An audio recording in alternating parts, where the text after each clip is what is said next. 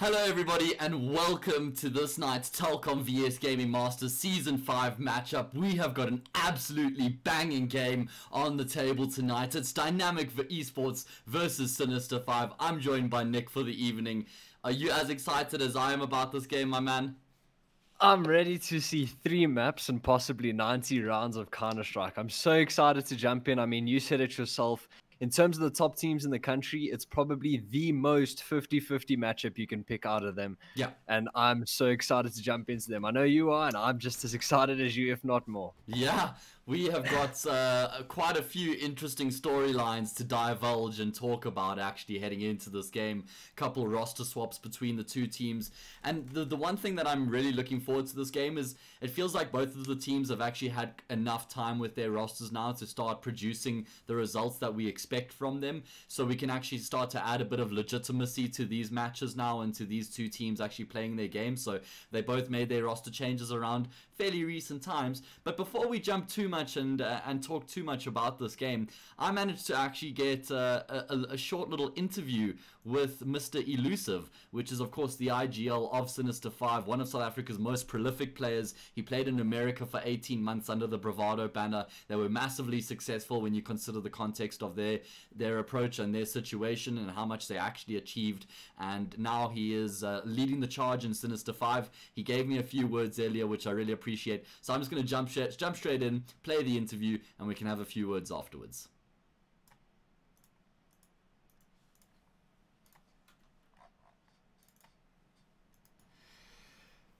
Elusive, you guys had a fairly sturdy run in the group stage. You guys, you won 5 of your matches. You placed second in the group, which is what I would imagine was probably the goal. Looking back on the group stage, how do you feel about your guys' performance? I think overall we're pretty happy finishing second. Obviously, we've got 80k in our group, and you know, trying to say that we're gonna place first in that group is a bit unrealistic. I think for the guys doing it full time and the boys at 80k being the team that they are. So second was kind of always our goal. Okay. We walked away with 5 wins, 1 drew, and 2 losses. One of those losses being against 80k, obviously. Yeah. But we were a bit disappointed with only walking away with 5. I think we wanted to push for basically winning all the games except 80k. So we lost Okay. to Royalty and Yes. drew to Nibble. So the Royalty game was probably a bit of an unexpected loss, especially considering I remember we casted that game. It was quite a one-sided match in the end.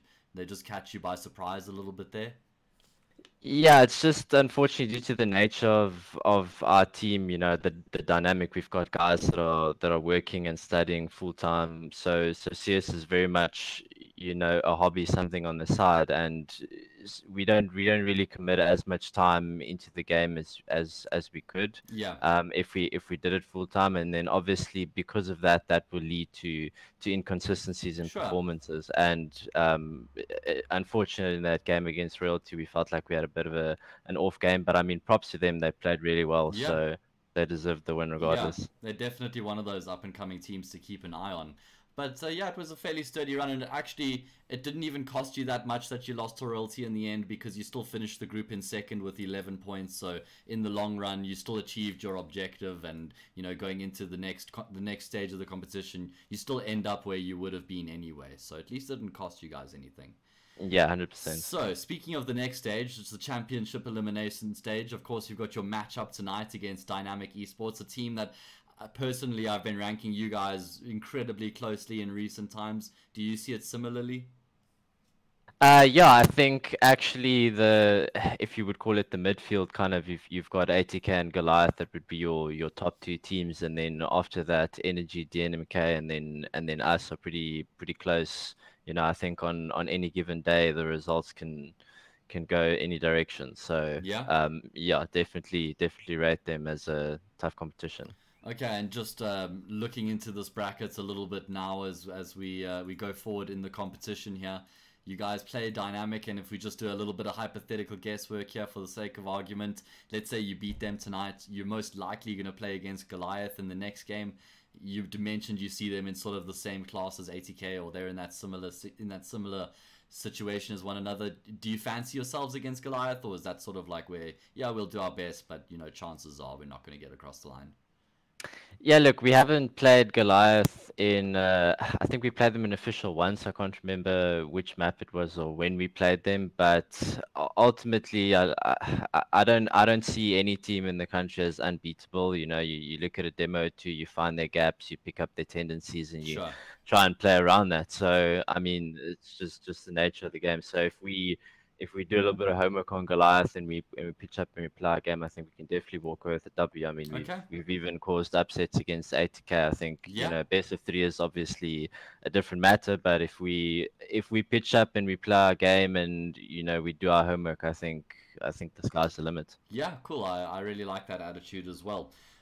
Then just finally, what are your goals and expectations for the event as a team?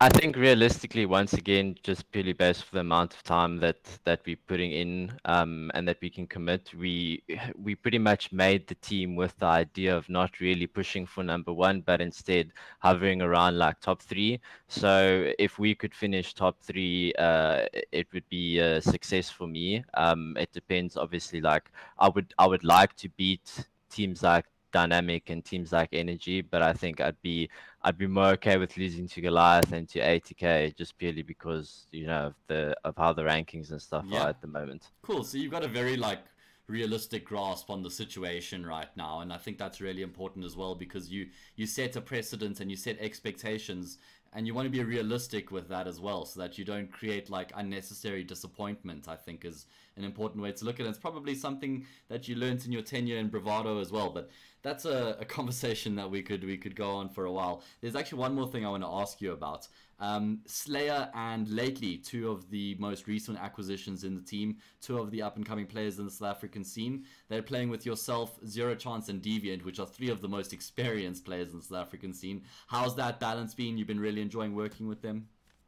Yeah, so we've obviously undergone a few lineup changes, and now we've gotten to the point we've got the two youngsters, if you will. It feels weird for me saying that, but Yeah. I guess I'm part of the older generation now. But yeah, no, they're incredibly skilled players. They've got a lot of potential.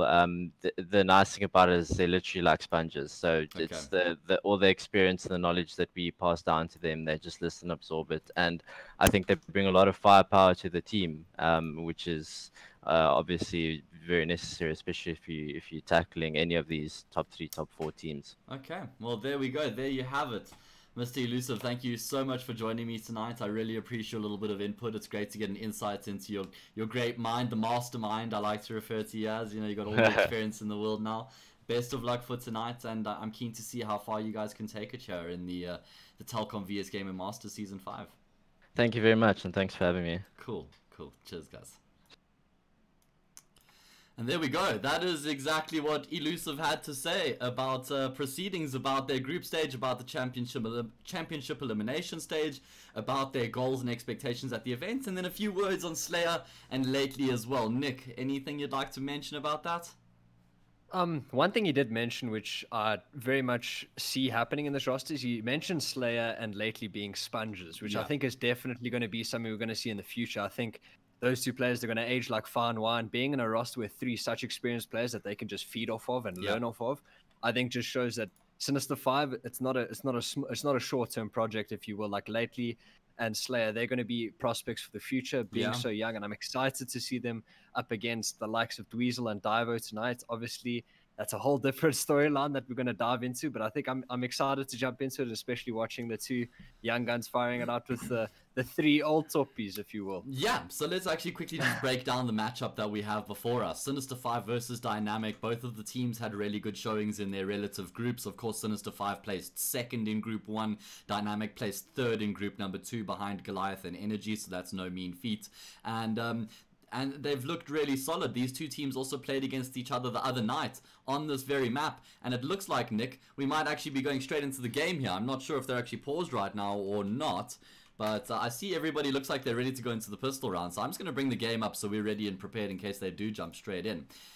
So yeah, like I was saying, they both had great showings in the group stage. They find themselves facing one another here. They played against each other the other night on Inferno. Divo, or rather Dynamic, got the best of them. In that department, they beat them 16-14. So a recent win for Dynamics, definitely going to be giving them a bit of confidence heading into this one. But as you alluded to, there's been roster changes that have been made, which really makes this spicy. We had both or rather Lately was playing for Dynamic, and a roster change came through there. He found himself on Sinister5. Dweezil, who was playing on Sinister5, moved across to Dynamic, and also Divo had quite a run with Sinister5 last year as well, so he's also playing against his former org. Yeah, I think you said it perfectly before. It's instead of a roster change, it's more of a roster swap, right? It's like a 2-for-1 deal. Sinister5 gave Dynamic rather gave Sinister5 Lately, and Dynamic welcomed both Dweezil and Divo, just as you said. And I'm excited to see that matchup entail throughout the series, Yeah. right? I mean, there's that age-old saying that says you always pop against your previous team. So I want to see what Lately can do in this, and the same can be said about Dweezil and Diver. I mean, we don't have to talk about how good they are as players. I'm just excited to jump in and see what they can do, punch for punch, Yeah. blow for blow. See who finishes out on top after the 3 maps, which I'm pretty sure we're going to see 3 of them. Absolutely, you and me both, Nick. I'd be slightly disappointed if we didn't get the full 3-map series. What maps do we have in store tonight? Well, first, as you can see, is going to be Inferno, picked by Dynamic, the map they beat Sinister5 on the other night, so familiar territory for them. The second map is going to be Overpass, of course, picked by Sinister5, and then our decider is Nuke, so we were on the money by preempting both Nuke and Inferno being a part of the series. Overpass, slightly different, and I like the pick from Sinister5 because it's actually a strength of theirs and it plays really well into their team as well. So yeah, I think this is actually a very competitive map pool. I see my boy in chat, it's actually something extra that we add on the streaming side. So right now the game has got no interface at all. It's literally just the player with their weapon, and we clear all of the normal HUD and then we add our own custom HUD through a third-party software basically. So yeah, Nick, back into this game. What are you thinking, my man? I want you to stick your neck out there all the way. Give me a full-on prediction here. Who's taking the series?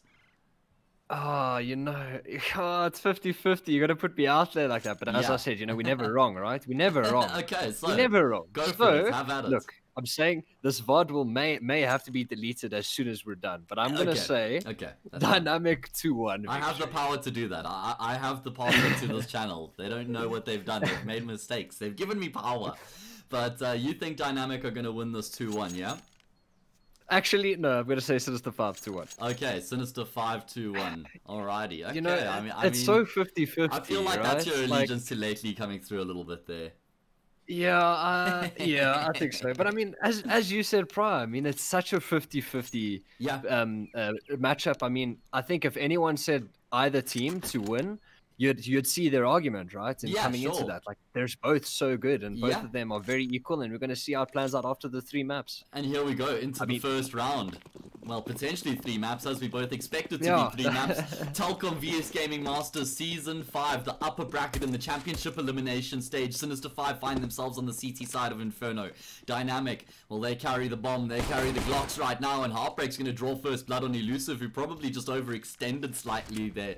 Catches a dink and a follow-up shot as well. And off the back of that, Dynamic are going to be charging up to this B-bomb site. They probably expected Sinister5 to over-rotate. Don't have to make any commitments though, just forcing banana control here and actually going to be throwing some residual util. That's going to be quite a significant fake. Look at the rotations coming through. It's just Deviant. He peeks down middle and he spots 3 T players. He has to force the issue here because he's being rounded on as well. He gets 1, but that's all it's going to be. Nice trade coming through from Nexus, and this pistol round should be going the way of Dynamic.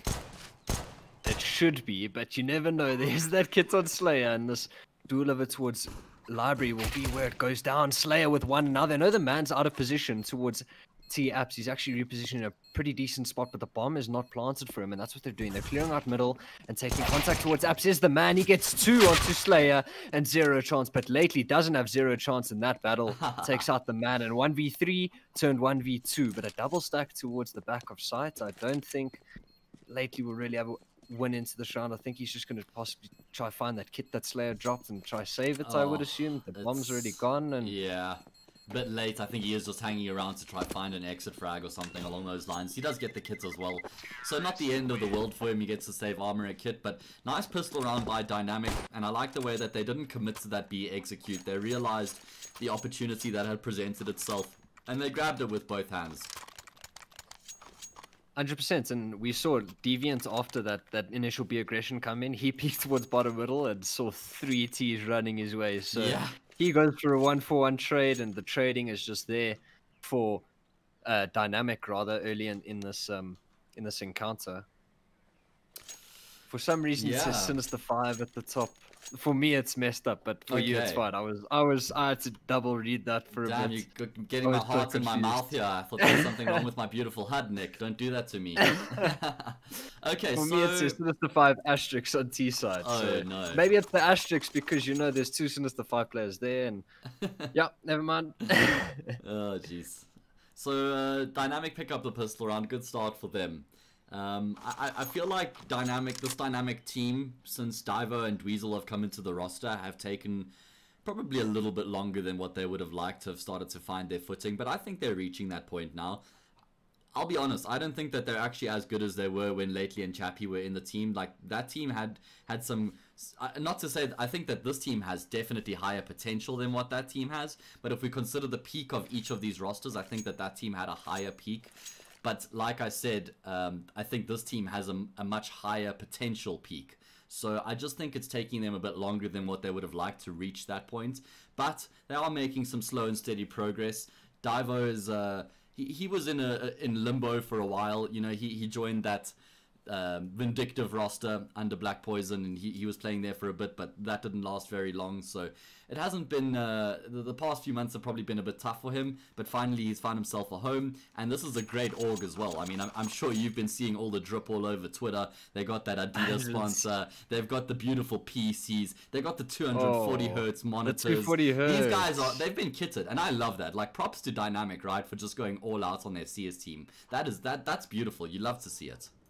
Setting the standards for organizations in South Africa. I mean, if you want to be one of the best, you got to be on the best equipment, and that's what Dynamic are providing for their players, and 100% respect to them and the squad behind that. But I agree with you 100% with regards to the ceiling that this roster has, right? I mean, prior to the roster changes, it was that old OG roster, which were together for so long. So I agree with you. The prior roster was in and out better than this roster right now, just because I probably think it goes down to how long they were playing as a roster, as a full 5. 100%. But then I agree with you 100% that this roster right here, I mean, with the acquisition of the man, I mean, he's one of the best players. He's probably one of the best aimers in South Africa. I think I don't think that's too much of a stretch to say. So I definitely agree with you that the ceiling of this Dynamic roster is probably higher than the previous OG roster and the early Dynamic roster. But obviously we're getting into that time where you've made roster changes 3, 4, 5 months ago. I can't quite remember when. So you're starting to run out of that excuse of, oh, we've got 2 new players. You know, you're starting that's no longer a thing that you can just say if you go down to a team just like Sinister5 or teams in and around you. You got to start putting results up on the board, and obviously tonight this is the opportunity to do so. They're playing against Sinister5, lately being previously on the Dynamic roster, and you and I have said it multiple times, it's as 50-50 as it comes, and Dynamic they need to show what they've got on the roster and on the server tonight. Yeah, absolutely. High expectations for both of these teams. We talk a bit more about Sinister5. I really like the roster changes they made as well. When you think about that team that were playing with Dweezil, and then they were sort of just constantly changing between Rogue and Freaky was playing occasionally. It just seemed like they didn't have that set 5. And now that they do, they've brought in that extra firepower in Lately and Slayer. It's exactly what this roster needed. I mean, we've got the club of boomers over here with Deviants, Euroclance, and Elusive. And it's quite funny because even in that interview, Elusive acknowledged that, did I just call them youngsters? What? No, this can't be happening already. Anyway, guys, into the game we go after that short pause. It is going to be a full force here from Sinister5. They've got the Scouts and the MP9 at their disposal. And quite a few smoke grenades, which I like to see. I really like seeing teams prioritize that smoke grenade when they go for the force buy on Inferno. You've got so many narrow choke points around the map that you can try and block off, and you want to delay and push the round as deep as you possibly can, because that's when chaos starts to set in. Oh, it looks like Heartbreak might be AFK here, Nick. Not sure. I just see him still in spawn. They haven't called for the reset though, and they can. Although Nexus has taken damage now, so now it's off the table, and Dweezil, well, he's in the grave after that shot. Oh, this is unfortunate for Dynamic. Essentially a 3 versus 5. I just think it's a HUD thing, to be honest, because it's just, I think it'll reset after this round because we have I see. He is actually in second middle. Oh, that's weird. Okay, because on my is it on your side that as well, or is it just my side? No, it's just your side. Okay, but I think it'll probably reset after this. Yeah, I hope so. We'll have to just see if that's the case. Otherwise, maybe I have to reset the HUD. I'm not sure. Anyway, well, that's I'm glad that's the case, as Divo finds a nice double entry towards that A bomb site. Lately coming through as the first responder. He wants to try and find another frag with the Desert Eagle, but they have been able to get across safely. And just for insurance, Dynamic even have the man all the way over towards the B bomb site. He doesn't want to let them save Nick, and he's in position to shut down Cancio, who just edges forward for the Galil, but he just hasn't taken his eyes off of it. However, he does have a bullet between his eyes now. By his ex-teammate lately, at the least. And yeah, I wouldn't be surprised if we see some body shooting. I mean, it's all in good faith. I know Nexus and lately are still close friends, but it's all in the competitive spirits of the game we know and love. But the second round is going the way of Dynamic. Into the third round we go. There are going to be 2 Galils that seem to are being allowed to be saved by Sinister5. So there's going to be 2 rifles going into the next round, which is something to keep in mind, considering you can make plays with those rifles, right? Maybe you want to leave them 2 on B, or maybe you want to play with them towards top of middle, where you can early pick, something along those lines. Early apps pushes could be somewhat of a theme we could see throughout the CT side of this game. And it's going to be interesting to see the sort of approaches each team take, and in terms of how they want to sort out the defaults and the early mid-round aggression and stuff like that. That will be 100% something that both teams will be looking to counter from one another. Absolutely, good point. Something else you mentioned there I want to touch on is how Slayer is still friends with the players in Dynamic. And I'm really glad to see it as well, considering they spent like a year and a half playing together in a roster. There's no bad blood there. They all agreed that a change probably has to be made. And they did it in an amicable, mature way, which South African esports isn't actually quite used to having. So I'm really glad about that. Let me hold my horse a little bit, as it seems like these pistols could actually stand a chance here. Good job by Divo to deny Elusive saving that weapon. And now they're going to just continue trudging onto this B bomb side. Lately with the Galil, he's got them lined up. He's going to pick up the triple kill in the anti-eco with the Galil nonetheless. He locks down the bomb site. Dynamic didn't account for the extra player in the bomb site. Oh no, you hate to see it. He lines them up and he knocks them down. They all 3 line up for him, and that was an eco, right? They literally just had the 2 Galils they saved the previous round, and now lately's balling in cash along with Deviant. And I mean, anything could have gone better for the side of Dynamic. I mean, they got 1 pick that round. They fell to a USP. Lately gets 3, and just like that, Dynamic are left scratching their heads. Their money's in the dumps. They're going to reinvest into this one, and things are already looking up for Sinister5. Yeah, that is such a let-off as well. Wasn't even the force buy for Sinister5. Elusive had the USP, no armor, and he just gets a frag as well for free. That's a pretty big deal. I agree with what Clouds says in chat. This is why lately prefers the Galil over the FAMAS, you know? He just got 3. Yeah, there we go. At least he's staying true to his word. Dynamic, they're going to be force buying back in response here, as they look to try and get aggressive, but they are blocked off by that smoke, so they're going to have to bide their time a little bit more here. Zero chance just taps down Dweezil through the smoke, but Nexus actually found an angle. That smoke is slightly deep, which means he was able to edge through it. Now he's going to spot Slayer off as well. My god, that's a fantastic shot. We've already seen some juicy 1Ds this evening. If this is the standard of Counter-Strike we can be expecting for this entire series, we have got a game on our hands, ladies and gentlemen. Divo looking for some more entries. He's successful as he takes down Elusive, and Dynamic are dancing their way onto the safe bomb site. It's looking fantastic. I think this is going to be the theme. No fear at all.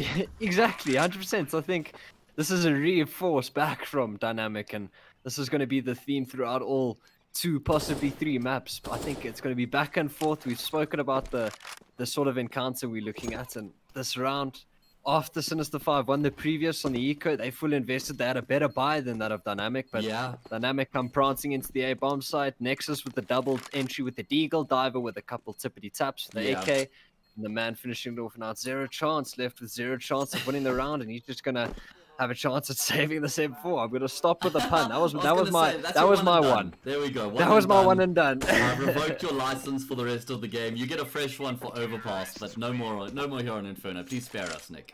But I really like the way that Dynamic responded after they lost Dweezil at the bottom of Banana. They immediately identified, okay, we need to do something right now because Sinister5 have full Banana control, which means they have all the information so they can rotate appropriately. So Nexus forces the issue through the smoke. Those 2 1Ds are what completely opened up that round. So really nice adjustment there. Good quick thinking from Dynamic. They secure the round, back to winning ways. Full investment once again from Sinister5, but it doesn't look as good. You got that FAMAS on lately. We're speaking about the French weapon in the man's hands. We didn't really appreciate the weapon a couple days ago. He does successfully find the kill. He's 7 for 1 right now. He's gotten off to a great start. And again, that's banana control firmly in the hands of Sinister5. What do Dynamic do in response? Do they again force the issue towards Zay as quickly as they can? Seems like that's going to be the case. It seems like it is going to be the case, but that could be something later on in the half and the game that Sinister5 will become a company to, right? If they carry on losing banana, then Sinister5 seem to understand that they have the straight fallback of trying to hit a quick A, but Dynamic, they've actually reeled it in a bit. They've taken brackets and they're going to double walk up banana in this round, trying to get something done in the meantime. And banana control's pretty much been awarded to them the second time around for free. So they've got that info. And Sinister5 not keeping a hold of banana means that they can't have that luxury of stacking 4 players rather over towards the A bomb site. But it is going to be lately over towards the boost. 11 points of health. As all the dynamic players are making noise, and Slayer takes down Heartbreak.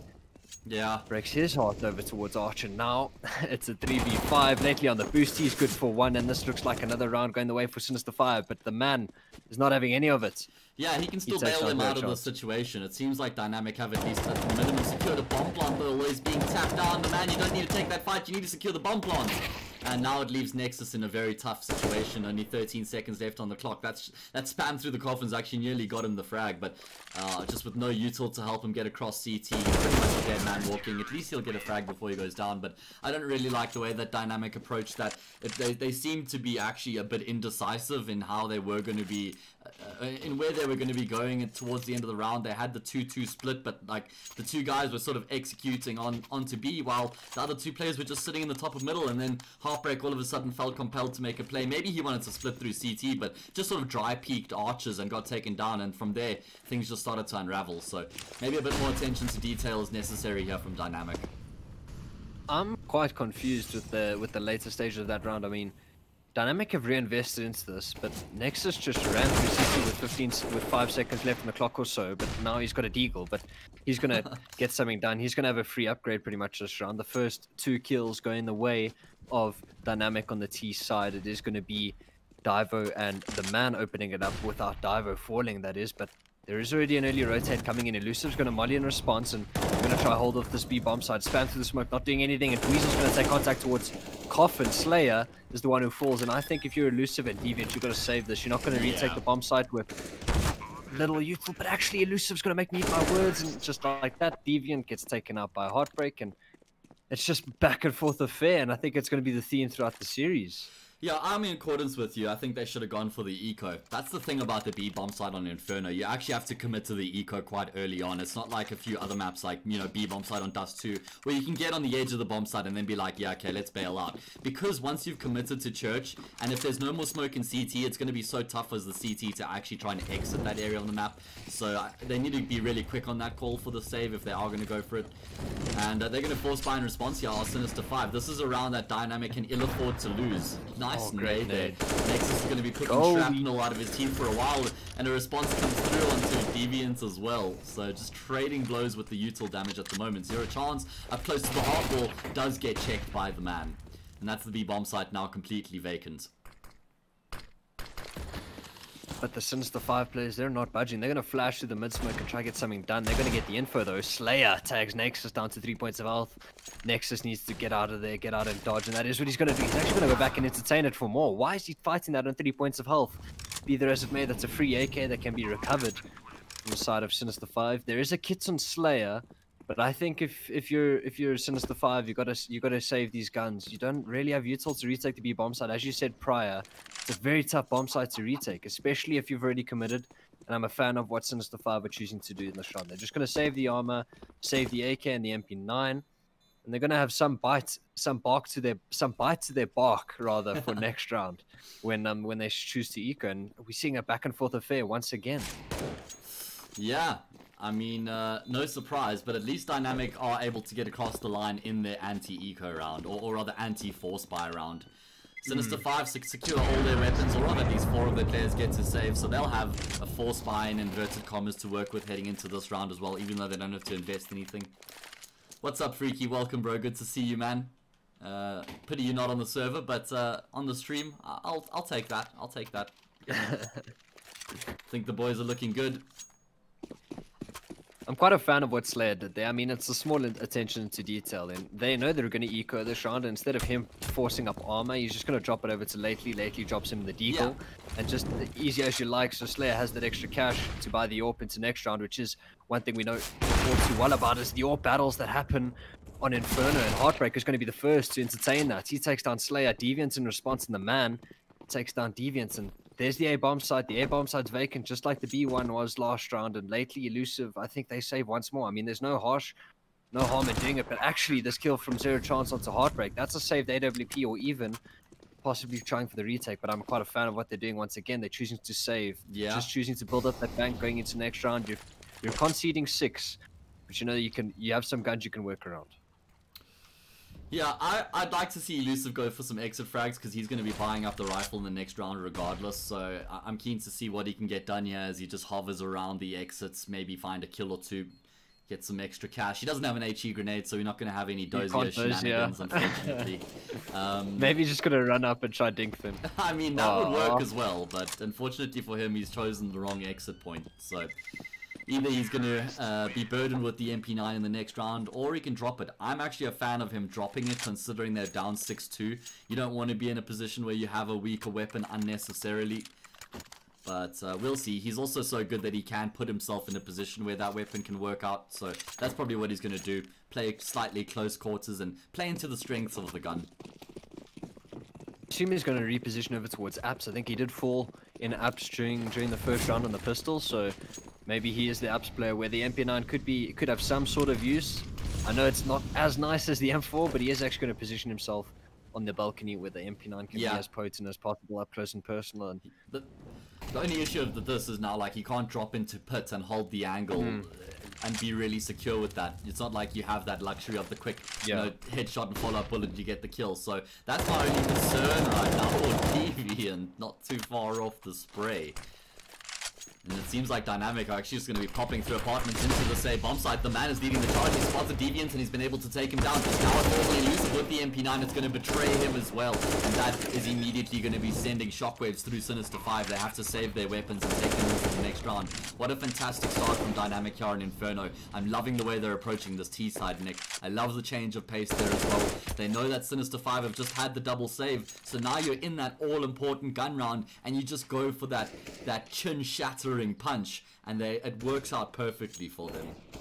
That's exactly what I was going to comment, right? The change of pace that we saw, just a quick moto smoke and an Apps pop, and Elusive, if he did stay on balcony, maybe they would have had a say into this round, but the man with the quick entry, and as you said, the change in pace with that horse pop, greatly executed. And our Slayer Lately and Zero Chance, they're just going to say, but the Dynamic players are doing whatever they can to not let them do so. 3 is the magic number, but Lately's going to get 1 onto Nexus. Now it's just a fight of who can save the weapons, not who can win the round. And Sinister5, they save 3 of theirs, and they're going to call in the first tactical timeout. 7 rounds going the way of Dynamic early in this round. 7-2 is the score. And it's interesting so far what we've seen from both sides. Yeah, it certainly is. I'm impressed by what I've seen from Dynamic. As I said, from Sinister5, they probably need to be a little bit more proactive and actually try and find these frags on Dynamic before they're able to get so far forward. They're taking map control efficiently. Early days for Sinister5, so no need to panic. However, they certainly would like to start getting some rounds here on their CT side. The double AWP setup is going to be coming into effect. Elusive and Slayer are going to be wielding those weapons. And both very efficient AWPers, both very different AWPers as well. I think Elusive's one of those AWPers where you get a kill, fall back, reposition, right? Get a kill, fall back, reposition. He's very, very good at staying alive in those sort of scenarios. I think Slayer, 100%, and I think Slayer is, I wouldn't say a polar opposite, but he does have differences to Elusive in that regard. I mean, I think Slayer may, in some circumstances, stick around a bit too long. But in that regard, he's still good for a couple kills with his AWP. Yeah. You're going to see what they can get done. I mean, Elusive's posted towards upper B. This allows for the luxury of the 4-man stack towards the A-bomb site. And it is going to be interesting to see how Dynamic choose to play this out. I mean, I assume they're going to try double back towards Banana and get some sort of info, try draw, some sort of rotate.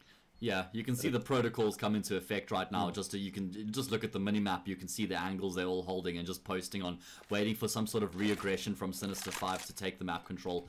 Deep smoke coming through from Elusive means that he's not going to have any further util to keep them at bay, and you can see as soon as that smoke comes through, the rotation from Dynamic comes out. They all start going back down middle, and they're going to try pop straight through onto this B bomb side. As soon as the first presence is shown, they're just going to continue charging up. Elusive though is able to find one with that AWP, but now he has to just try and stay alive for as long as he possibly can. Dynamic, they're streaming into this bomb site. The util's raining in as well, but Elusive has successfully repositioned himself, and he's got support from CT as well. Elusive going to get a second with the AWP. He goes for the repeat, and that actually costs him his life. Going to be making Dynamic's job a lot easier as they try and secure positional control to get the bomb plant here.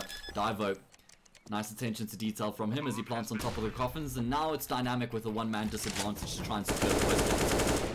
Oh, one-man disadvantage. The man's going to make you eat your words. He spams Deviant to the CT smoke, and now there's just a single flash on the side of Slayer to retake this bomb site. I assume he's going to try for a pop through the CT smoke, but Zero Chance is actually going to entertain the man over towards Family. Divo with the trade, and now it's a 2v2 retake. Slayer gets one. Divo in a 1v2 turn, 1v1, and as easy as you like, 4 kills in the round. He takes down Lately, the ex-teammates. Divo putting Lately in the grave and putting 8 on the board for Dynamic.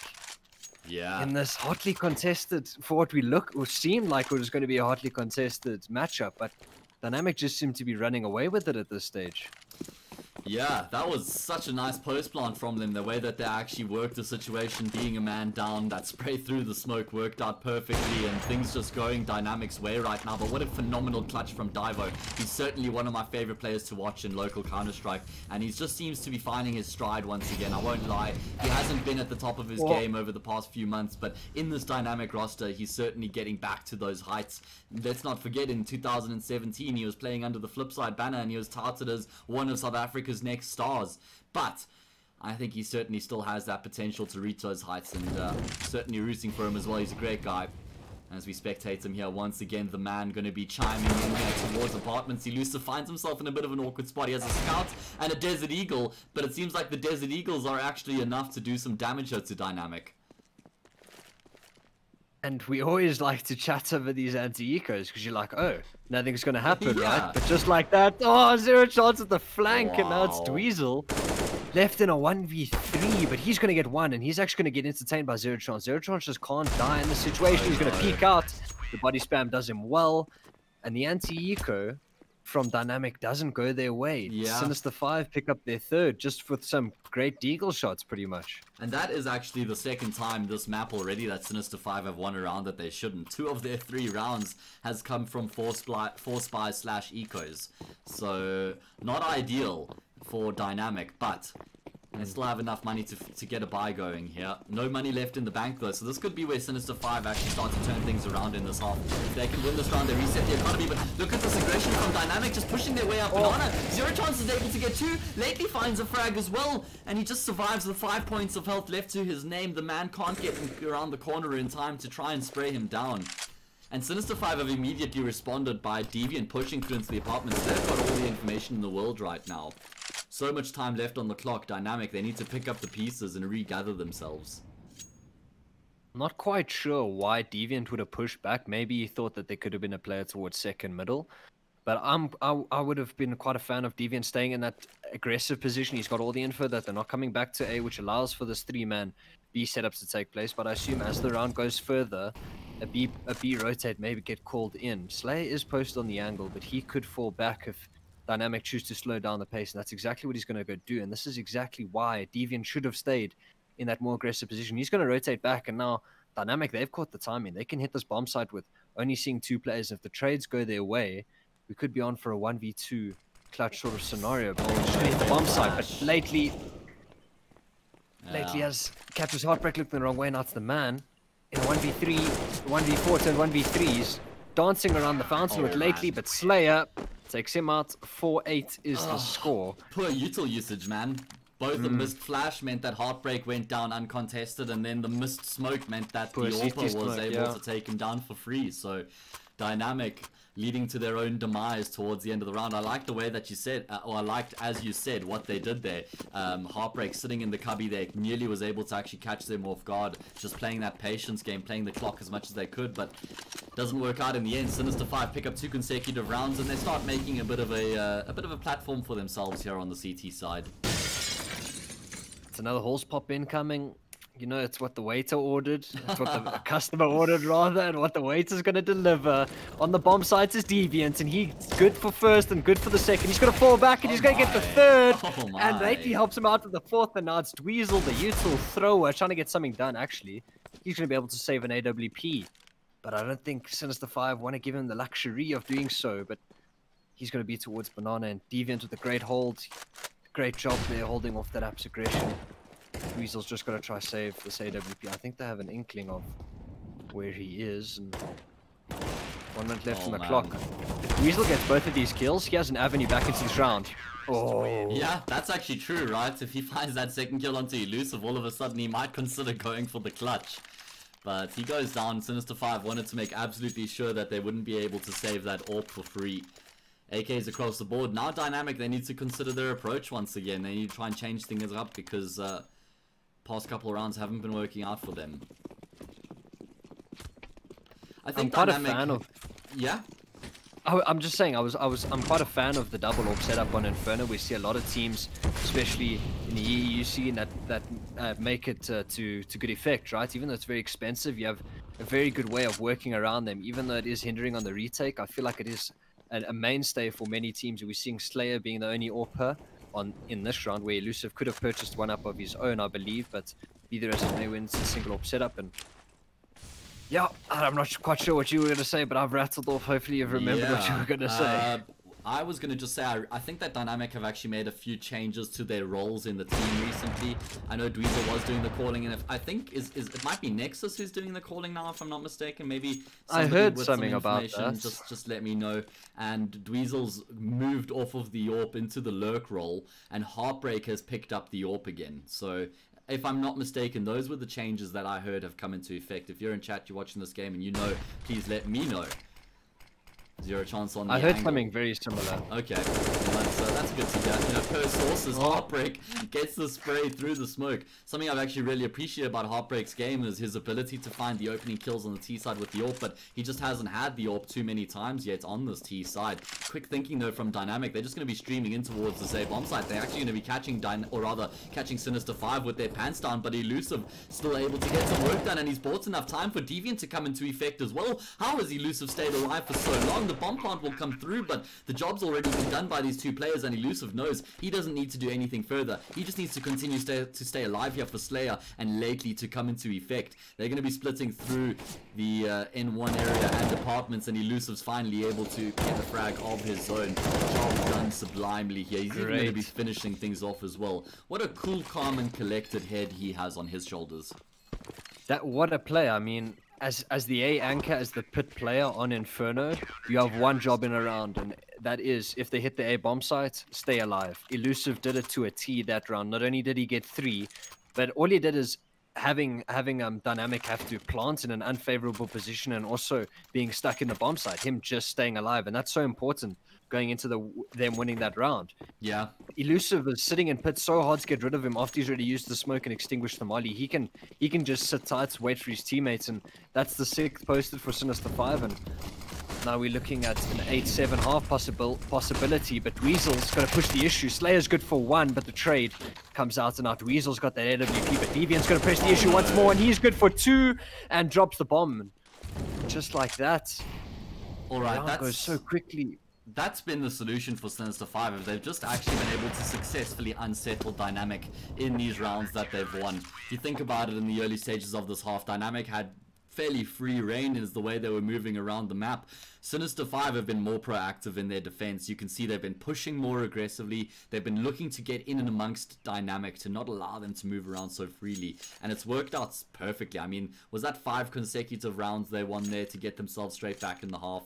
Regardless, 100%. Great work, and that all came off the back of that eco round that they won. So just shows you how much effect those sort of scenarios can actually have.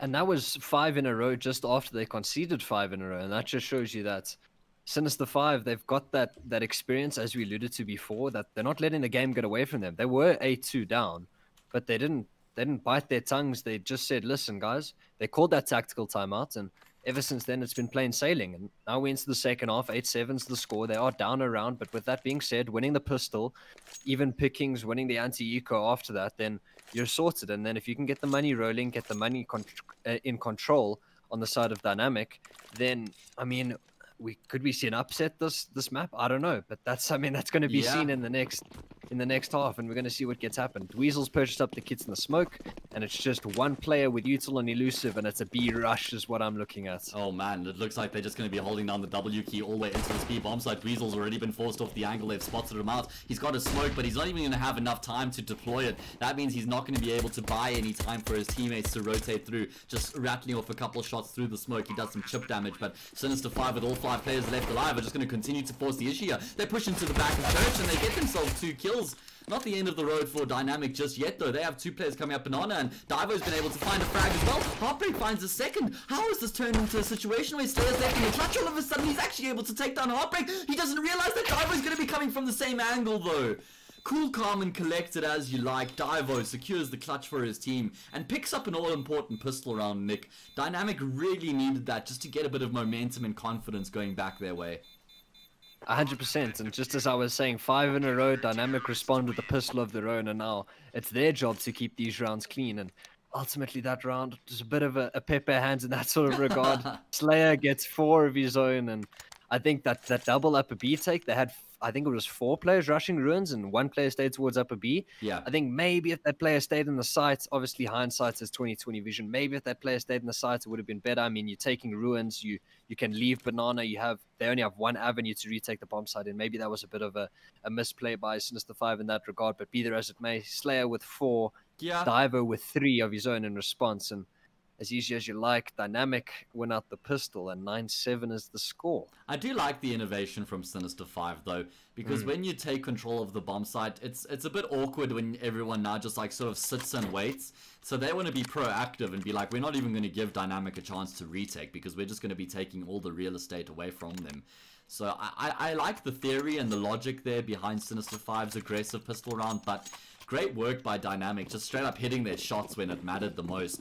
So now they're going to be going up against the Force Buyer once again. Slayer's got the AK. The tac timeout did come through from Sinister5, probably just so they could discuss their approach and see how they're going to be distributing their weaponry. 2 MAC-10s to complement the AK, and then a couple upgraded pistols. Everybody has armor, and there's actually quite a lot of util here on the table. They've prioritized the util over the extra weaponry, but Slayer has already been taken down. At least the AK can be recycled, but nice util usage by Dynamic at the start of the round.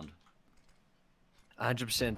That double nade towards device, great nade usage, and it's already going to hinder their buy in this round. It was the player with the AK, so he didn't have too much utility on his belt. If I saw correctly, maybe I'm completely incorrect in that regard, but they are still grouping up 3 players towards Banana, 1 player towards Apps. Deviant is just trying to show some presence.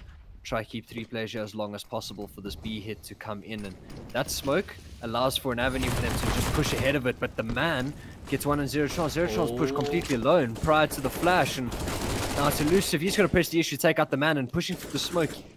But he's actually chosen to fall back, and I think Zerotrons preemptively pushed a bit there, but be there as it may, the bomb is going to be planted. Actually, it's not. Slayer, lately rather, gets taken down through the smoke. Now it's Deviant's chance to plant the bomb. He's not going to be allowed to do so either. What? I thought that he was basically putting the bomb on the ground there. He'd already punched in the digits. Jeez, that's unfortunate. Okay. I just wanted to mention, I see in chat Spec Ratley more, so of course that's lately. Sorry, Mr. Voodoo Child. Unfortunately, we are subject to the auto director, which is basically the built-in director in Counter-Strike, which just switches us around to players. Obviously, we're 1.5 minutes behind the actual game, so essentially the software knows who gets the frags when. But so that we're just following along with auto director. I can't actually choose who we're following, unfortunately. So hopefully the software hears your prayers and specs lately a bit. I think we would all love to get more Ratley action. Yeah. Yeah, but sure. This round was also, if anything, a bit of a misplay from Dynamic. I mean, they just preemptively peeked towards bottom banana without a smoke after they took banana control, and it allows Sinister5 an avenue into this round, right? I mean, you've got man advantage. There's a single B player. If you can somehow thin out this defense, then this A bomb site could be looking suspect. But no one's taking the bait. Actually, Nexus is going to press the issue. Zero Chance playing up versus personal. Zero Chance gets one, but the play in the cubby's not going to be cleared, and the trigger to split for a Heartbreaker is going to serve him well, but he's only good for 3. As Slayer with the trade, and only good for 3. Jeez, I needed Nick, 4 there. I needed 4. Your standards are high, my friend, but what a fantastic bait and switch there. Nexus did his job perfectly. He got a kill even before he went down. That fully sold the fake, and Heartbreak played it to perfection, just patiently waiting. Broke the hearts of Sinister5. Broke the heart. There's your one for the map. There's your one and done. Yeah, it was coming. It was coming. So... And now we're seeing both sides full invest though, Yeah. which is the meat and potatoes of this half so far. First time of the this first half. buy round. Yeah, exactly. 7-11 here. And no, I'm not talking about the shop. This is more like a pick and pay.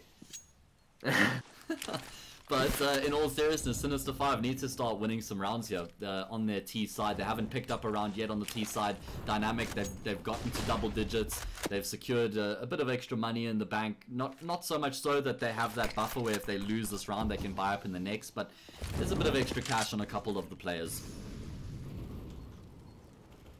And it's all the small things that matter in the long haul, right? Like if you can get your economy under check, then you'll be sorted for further on in the half. But this round, it seems like all the early map info is just going to go the way of Sinister5. They've taken brackets, they've taken banana, and all the CTs, they're stuck in the bomb site. They've got no info to ward off this push. There's going to be 2 players coming in towards Apps. Diver playing up first.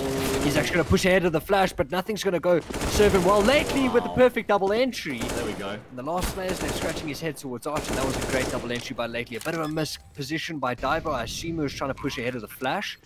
But Lately just has his number and he gets 2. And that's the round going the way of Sinister5. Yeah, and when they needed it the most, right, to just try and start to create a bit of inroads here in the second half on the T side. Successful from them, and it was really simple as well. It's just the apps pop and the catches Dynamic off guard. So that's going to be creating a bit more awareness in the camp of Dynamic heading into the future rounds now. Just probably going to be a little bit more precarious of that potential apps pop. Lately, you only have 31 health. Okay, the bomb's planted on the opposite side of the bomb site. He'll be fine. I think you need like is it like 69 health or something like that to survive the explosion in that corner if it's planted on default? Something like that. Something like that. Not enough for a nade to come and welcome you. Huh? Yeah. Yeah, I'll never forget that moment when Dozier actually threw that grenade, and he I think it was like 2 of the Immortals players that ended up being taken down. And then I think it was either Lucas or Henny. I actually have this like vivid memory of it, and they just had this big smile on their face. But it was like that meme, you know, where the guy's got the smile on his face, but just behind the mask, he's crying and he's crying, he's raging. That was exactly what was going down. It was such a wry smile. 100%. Yeah. I saw someone ask for an update on the GG game, and I believe the first map against Royalty went Goliath's Way 16-8 on Overpass. Okay. And the second map right now is Dust 2, and Goliath are currently 3-0 up. So that's the updates on the other game currently. Cool. You can just keep feeding updates through there as well. That'd be appreciated as we progress. Of course, we decided to stream the Sinister5 versus Dynamic game because it's probably a little bit more closely contested than the Goliath versus Royalty match. We're expecting some more fireworks on this side of the server, so let's hope that they live up to those expectations. Of course, this is the and Telkom. also the storylines. Yeah, and the storylines. There's storylines plenty in this matchup. Welcome, guys. Telkom vs Gaming Masters Season 5. This is the championship elimination stage, the second stage of the event, and we've got 16 teams taking part in this stage. 8 teams started out in the upper bracket, 8 teams in the lower bracket, and at the end of this, out of the 16 teams, only 4 will prevail, and those 4 teams will be competing at the online Comic-Con series happening on the 24th to the 27th of September. 210,000 Rand is on the line. 100,000 Rand goes to the team who faces first, so there's everything to play for. And both of these teams, Nick, both of these teams will have the goal of reaching the top 4. There's no doubt in my mind. Elusive already said that he wants to place top 3. Dynamic, they're also definitely going to accept nothing less than reaching that final stage. 100%, and I mean they've got the ability to do so. I think these are the two teams which are up and around that top 4 position, battling out for the 3rd position. And we've spoken about how tightly contested they are, and this is one of the first matchups we've seen since they've settled in their rosters. It's a BO3. There's no excuses. And the man, he's a bit salty this round. He takes a double nade, and it's already a 5v4 in favor of Sinister5 going into this round. And yeah. I mean, Sinister5 have shown that they're going to use their util early on at Banana every single round. They want to find force Dynamic back. Nexus, above the flames, is actually able to find a frag.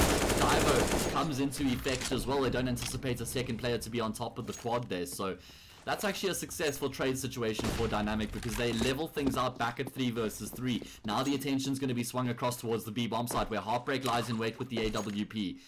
He's a fantastic AWPer though. I really enjoy watching him. He's super flashy, but he's also consistent.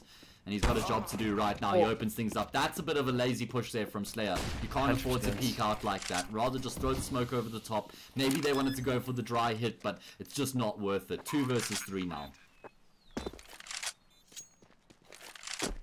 And Nexus is going to be entertaining them towards Banana, and a well-timed peek from Lately could allow for the kill to go his way, and it does so. Now it's Lately takes down his ex-teammate Nexus, and Lately's position is now known, and now he's just making noise for zero chance in the cubby. The bomb is planted for them. As soon as the bomb gets tapped, I assume zero chance is going to go for a peek, but Weasel has his number. Ultimately a great readjustment, and as you said, that round, literally, I don't want to single out a single play or point out a single mistake, but it was just that in that round, right? Slayer just lazily just runs up towards upper B, throws that smoke, gets taken out by Dweezil, and that just allowed Dynamic and Avenue into that round, and they closed it out. Yeah, absolutely. It's important to realize that sometimes those small mistakes can have large effects. You think about the butterfly effect as well. It's certainly a phenomenon that plays true in Counter-Strike. Really, you can isolate single moments that go on to have really big impact, but you don't want to do that as a team either, because you never want to be putting one moment on one player for the whole result. Anyway, the man getting aggressive towards Banana now. Dynamic, they actually haven't had much success in the past few rounds yet taking Banana control. However, this time round, they are able to find the necessary kills. As a result, Sinister5 want to force the issue towards the safe bomb site, but Heartbreak, he's ready, he's waiting, he goes for the repeat. And third time's the charm. Eventually, it's the charm of death. It's the charm of the grave. It's the charm of 6 feet under. And that Kobe, I think it just hit. I think it just hit the edge. That would have been the great end to the round. But at least Slaves are better than they used to be, though, right? Do you remember how bad it was how they used to clip on things and do 0 damage. Yeah, and they also fixed the bug of if you like stuck behind on top of a decoy, and the decoy would do like 11 damage to you. Jeez. That was also a bit of a rip. And decoys exploding also, that's unfortunately been taken out. Yeah, I want to see more Zeus purchases on eco rounds. I'm quite a fan of the Zeus up close and personal. Quite easy to get a frag, especially on CT. I mean, you get a kill reward these days for a Zeus kill, if I'm not mistaken, right? You get the $300. Because there was a time, I don't know if you remember, where they literally, you wouldn't get any money if you killed somebody with the Zeus. I can't even remember. Yeah, to be fair. literally, there was a time where it's like, it didn't make sense. They were like, why would you put that gun in the game if you're not even going to give a kill reward? I mean, heck, you should give them more money for getting the frag with the Zeus because of how difficult it can be. Exactly, so, but I like that little cheeky element. The frustration of Zeusing someone close range for 99, that's monitor breaking territory. I know. Out there. That's why I also think about a Zeus kill. If it hits somebody, it should be a kill every single time. There shouldn't be a middle ground where you tag the guy. I would rather have the distance slightly shortened and then be a one-hit kill every time sort of thing. If only CS:GO devs listen to the community. You know? I mean, can you imagine what sort of a demo viewer we could have in this game if they listen to the community? My word. Anyway, back into the game we go. You have full gun run for both of these teams, and again, it's that situation where Sinister5 need to start making moves because the game is getting away from them, and it's zero chance with a fantastic double entry towards the top of Banana. Exactly what the team needed in the start of this round, and they're not going to be slowing down there either. They're just going to continue to charge on to B, are they? Heartbreak, he might have just put a bit of a stop to them with that frag. I'm not not sure if they're going to continue to force the issue. Nexus is going to catch Elusive off with the timing as well, and all of a sudden this round has swung completely back into even keel. I think you said it perfectly. You questioned as to whether they were going to push up onto B, and I think they did so themselves. Yeah. And they've lost 2 frags in the meantime, but over towards Pits' Nexus, and not doing the same heroics as we saw Elusive do in the previous half, but Heartbreak's going to push the issue up close and personal, takes down Deviant, and he's going to reposition and try to get something done over towards Pit. But it is Diver on the late rotate. Lately is over towards Pit, and Zero Chances in the sight, and lately with a peek out, Yeah. could yield him a frag. Both players' positions are known, I believe. So Divo gets taken out by Zero Chance, and now it's Heartbreak. He's downgraded, but upgraded in this sort of scenario to the Galil. He's just going to choose to save the AWP, I would assume. Oh, yeah. He's going to do so. 9-13 is the score. Jeez, that's crazy. Sinister5, they're going to be wiping a drop of sweat off of their brow after that, because they had that 5 versus 3, pretty much the round in the bag, but they second-guessed themselves, and that's actually what allows Dynamic to potentially get back into that one. Anyway, Sinister5 get across the line, 9-13, and it's going to have to be an eco for Dynamic. I'd like to see them just take things calmly. They don't need to force the issue here. They have a few rounds to play with. If they just go for the full save, they're going to be able to buy up in the next round comfortably, and that's exactly what they're going to do. And not to say they can't win this round, or at least have an impact in it. With that AWP on Heartbreak, he is the man of the moment right now who has to try and make something happen, and he has gone towards the top of Nana. He's being super aggressive as well. He takes a util damage on the chin, and he takes down Lately in the process. Great start. This is exactly what Dynamic need in this round. I was just about to say, I'm not a massive fan of just an AWP soloing a bomb site. I'm more a fan of you going for an early pick somewhere along with the teammates' help with maybe a flashbang or whatever. But Heartbreak is going to not even let me say those words prior to him getting the frag, and he's going to open things up for Dynamic. And he's still solo over towards the B bomb site. He is over towards Coffin, so if he misses a shot, the B bomb site is going to be Sinister5's for the taking. But they don't really have util to really hold off Dynamic in the retake. But Slayer's got that Molly, and Deviant with that smoke, and the retake's going to come in. But the util on the side of Dynamic is looking pretty good. They got a Molly and 2 smokes. But over towards CT is Divo. He gets tagged down a bit, but now they just got to fend off these marauding CTs coming into the B bomb site. Yeah, their lone flash has been used. Player's going to drop a late molly towards the top of Banana as well. There is a kit on Heartbreak, so this is doable for Dynamic. They can find some quick kills. Divo able to find one. The AWP still in play for Heartbreak. He's locking down the angles. There's so many different corners for them to try and cover as Sinister5, but it seems like they've been able to do the job. Heartbreak wants to save the AWP. He's not going to be able to, though. There's just not enough time for him to get out of the bomb site. Jay Elusive, he has his number as well. A triple kill for the IGL.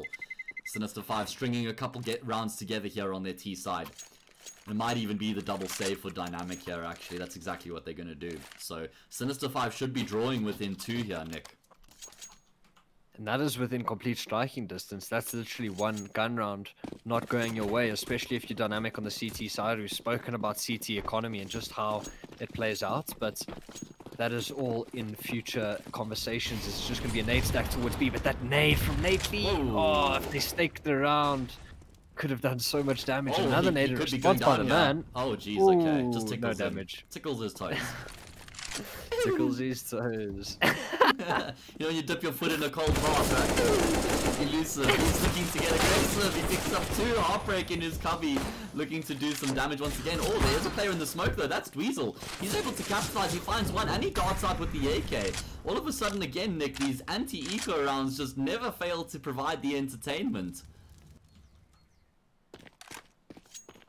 Can never count either of these teams out when they've got a couple deagles and armor in hand, eh? And we're going to see what happens. Lately's going to switch over to the AWP, him being on low HP, and he's going to hold for this preemptive CT peek. The man is going to press the issue, and Lately, being the guardian angel of his team, allows for a relatively easy round, easy beat take, and yeah, that was the combination of words I was looking for, as he ends up killing Dweezil, and 11 and 2 round striking distance, as you said prior. Yeah, just getting a quick look at the frag distribution. Yeah, it's looking fairly even for Sinister5. I mean, for the most part, everybody's within 3 kills. Of course, Deviant just being the outlier there on the side of Dynamic. It's Heartbreak who's topping the kill chart with 20 frags, and his teammates aren't too far behind either. Dweezil and Nexus lagging behind slightly, but they're contributing. They're doing what's required of them right now. But this is actually a fairly important round, Nick, because if Dynamic win this, they're probably coasting to victory from here, considering the economic situation for Sinister5. But if Sinister5 win this, we have a big game on our hands. That's surely 13-3, all but confirmed. Let's see, it's going to be some re-aggression here from Dynamic, retaking the top of Banana. That forces Sinister5 all the way back. In fact, it looks like they're happy to just focus all their resources towards the, say, bomb site. Diver on top of the quad here once again has a job to do. He gets 1 kill and he does some damage to Lately as well, but Lately, he's had a lights out series. He's going to cash Heartbreak off as well. There's some fire to keep them at bay that much longer. It's Nexus on the angle now, but he's only going to be good for 1, and he only took down the tag player anyway, so not a bad result for Sinister5 as they take command and control of this bomb site, secure the man advantage in the post plant, and now they set themselves up nicely. Zero chance in Library is going to be able to take down the man for free. Yeah. Heartbreak was just in no man's land there. Like, he was literally in the middle of nowhere when that hit came in. Like, especially for an AWP, he's playing like, well, he was just in front of Graveyard. Like, yeah, I don't even know. It looked like he wanted to try and get on the angle before transition, the T started pushing forward, but they were just so much further forward than he had expected. So I agree, it looked really awkward, but he probably had a slightly different plan in mind. Great start though to this or great continuation to this comeback here from Sinister5 in the second half. They draw within 1. I think something interesting to talk about is we've seen that really come into meta, those retake B nades that Dynamic threw last round. As soon as you concede up a B control, you have a Coffin's flash land up, and the nades you throw from first oranges, you throw those in, you retake up a B. But what I was watching today, I was watching an Ents game, and the perfect counter for them is they took up a B, they left B completely, waited for the retake nades to come in and just boosted someone on the half wall, and that's like literally the perfect counter to those nades. And it's just what we love about the game we know as Counter-Strike, right? Just constantly evolving and changing, just the differences in meta. And Dweezil's going to take things into his own hand and not get anything done. He's going to take Dweezil 0 chance down, rather. Yeah. But now Sinister5, this may be the first clean anti-eco round we're seeing, but they're still going to walk into 2 Dynamic players, and maybe I'm going to eat my words. We're going to see what happens, but looks like it's going to be 13-13 on the cards. Yeah, should be, as Sinister5 start re-exploring the A side of the map.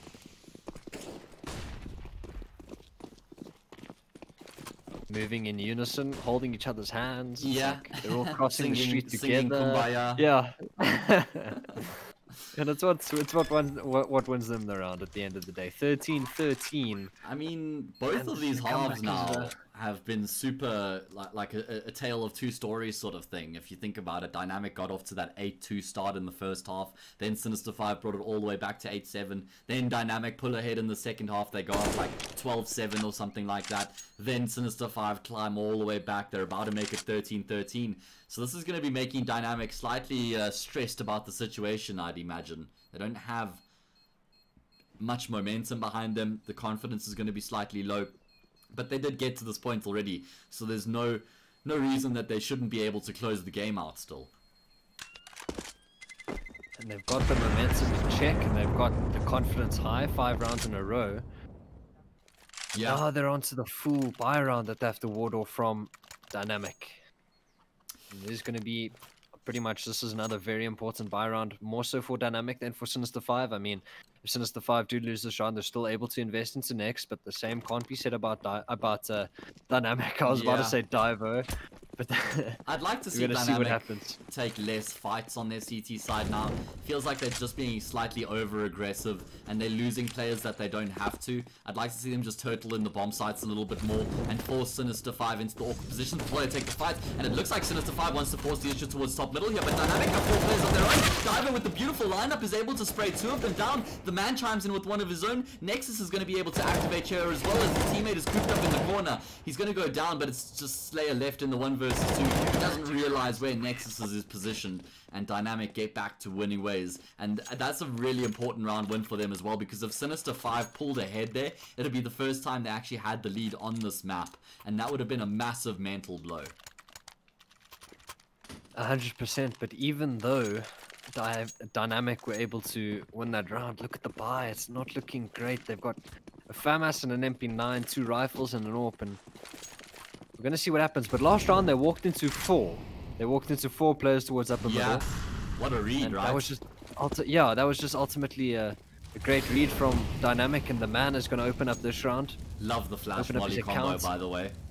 100%. Like, you're blind, you're burning, and you don't even know next thing you're dead. You down. You don't know which way is up or down. You don't know how to escape, but you just hear that your health is depleting rapidly. Oh jeez. And what we've been seeing both teams doing is when they lose that lurker on the opposite side of the map, they just immediately try and make that move towards where they have the numbers, and that's going to be executing onto the safe bomb side as they pop out of the apartments. But the man has 2 of those players lined up, headshots coming through from him as well, turning it into the 2 versus 5. Sinister5 going to continue to persist with the safe bomb side, but they're just in such awkward positions. The man picks up the ace in the 28th round as well, Nick. What a fantastic individual performance from him in that round. Big game player turning up at the right time. 5 kills. And now, that's such a mental blow. Like, since the 5, they were so close. They were within touching distance. As you said, they were so close to firstly going ahead for the first time in this matchup. But just like that, the man says, listen, bro, I've had enough. So he gets 5. And, sorry to interrupt you, Nick. I thought that could get the guardian angel. Quickly. Yeah. 15-13, guys, don't go anywhere after this map ends, because I've got an interview with Elusive that I'm going to be playing in the break. He just shared a couple words on the team's performance in the event so far and what their expectations are. He also touched on having Late Leo and Slayer in the roster, so hang around after the map ends. I'm going to just be showing that again. 15-13, Sinister5 need to get across the line in this round to keep their hopes and dreams alive here on Inferno, which is Dynamic's map pick. Lest we forget, these two teams went the distance the last time they played on this map. 16-14 was the scoreline. Looks like we might be going the distance here once again, Nick. We've been saying how we're expecting overtimes in this match. Can Sinister5 push it to overtime? Alright, Dynamic going to be closing it here in regulation. It's Dweezil with the AWP towards that B bomb side, and he's been able to get a kill as well as Heartbreak, who picks up a double, and he's going to be able to close things out on Elusive as well. What a close there. What a finishing performance from Dynamic. Things weren't really going their way there towards the end of the second half, but they were able to regather themselves, and they closed their map pick out 16-13. 16-13, and now we're on the way to the second map, which I assume Sinister5 is going to take if the Counter-Strike gods let that be the way, but we're going to see what happens. I expected 3 maps. I think you did as well. The first map, as we said, we want a closely contested Counter-Strike, and that's what we got, right? So now we're into Overpass. Yeah. That being Sinister5's pick, and I'm excited to jump into it. But that won't be after. That will only be after the break between the two maps. Yeah. What an explosive first map, though. At least we got the game we expected, right? At least in the first map, because it was looking like a bit of a blowout at 2 points there in the beginning when Dynamic went up 8-2. And then in the second half when they went up something like 12-7 or 13-7. So there was a few moments there where it looked like Dynamic were going to run away with the game. They were in the lead the whole time. So if they lost that game, that would have been a massive pill to swallow. That would have been a really tough one. I'm talking like augmentum level here. You know, that antibiotic, that like gigantic tablet.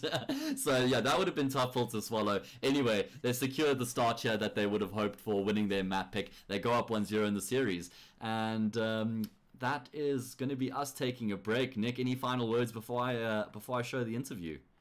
Stick around, because we got 1, possibly 2 more maps that is going to be absolutely exciting to jump into, and you guys got to stick around for this. It's Sinister5, it's Dynamic, it's a 50-50 head-to-head, heavyweights, blow for blow. I'm excited to jump into what I would imagine was cool, guys. You heard it from his mouth to your ears. Make sure you stick around. Hope you enjoy the interview, and we'll see you guys. I think overall we're pretty happy finishing second.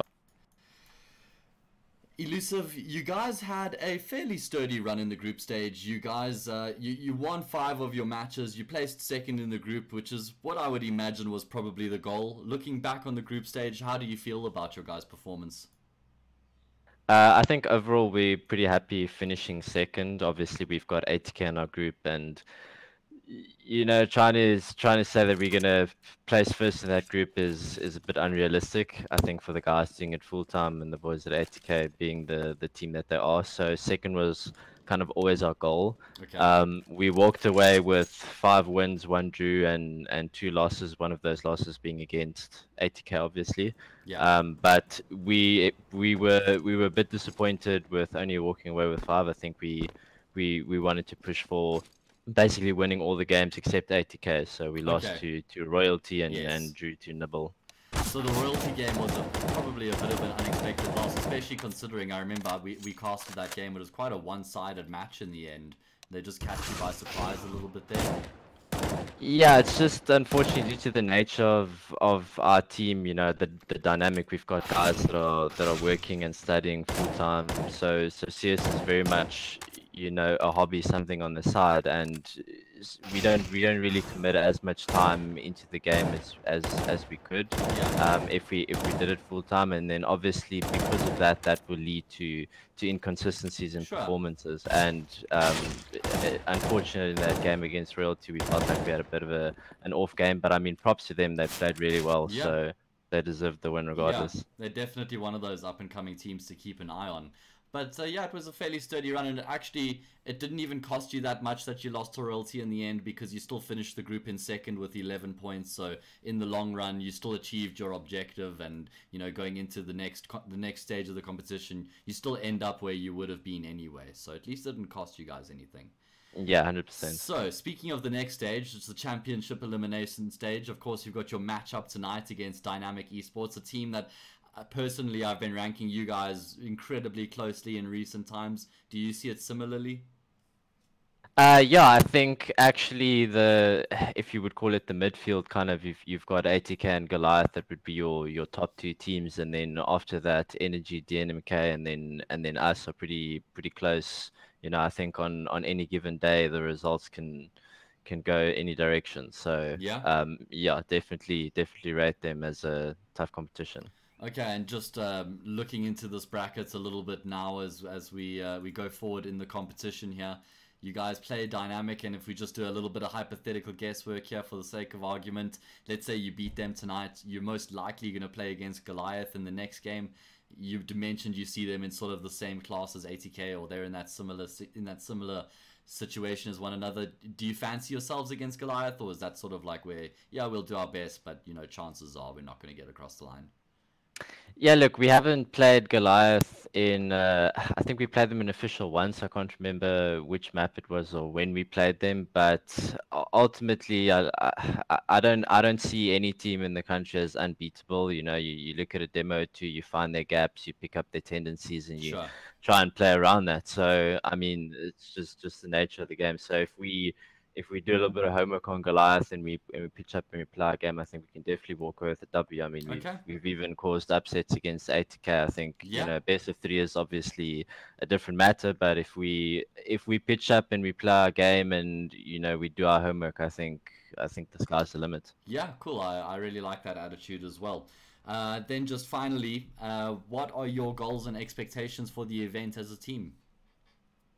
I think realistically, once again, just purely based for the amount of time that we're putting in, and that we can commit, we pretty much made the team with the idea of not really pushing for number 1, but instead hovering around like top 3. So if we could finish top 3, it would be a success for me. It depends, obviously. Like I would like to beat teams like Dynamic and teams like Energy, but I think I'd be more okay with losing to Goliath and to 80k, just purely because of how the rankings and stuff Yeah. are at the moment. Cool. So you've got a very realistic grasp on the situation right now, and I think that's really important as well, because you set a precedent and you set expectations, and you want to be realistic with that as well, so that you don't create unnecessary disappointment. I think is an important way to look at it. It's probably something that you learned in your tenure in Bravado as well, but that's a conversation that we could go on for a while. There's actually one more thing I want to ask you about. Slayer and Lately, 2 of the most recent acquisitions in the team, 2 of the up-and-coming players in the South African scene. They're playing with yourself, Zero Chance, and Deviant, which are 3 of the most experienced players in the South African scene. How's that balance been? You've been really enjoying working with them?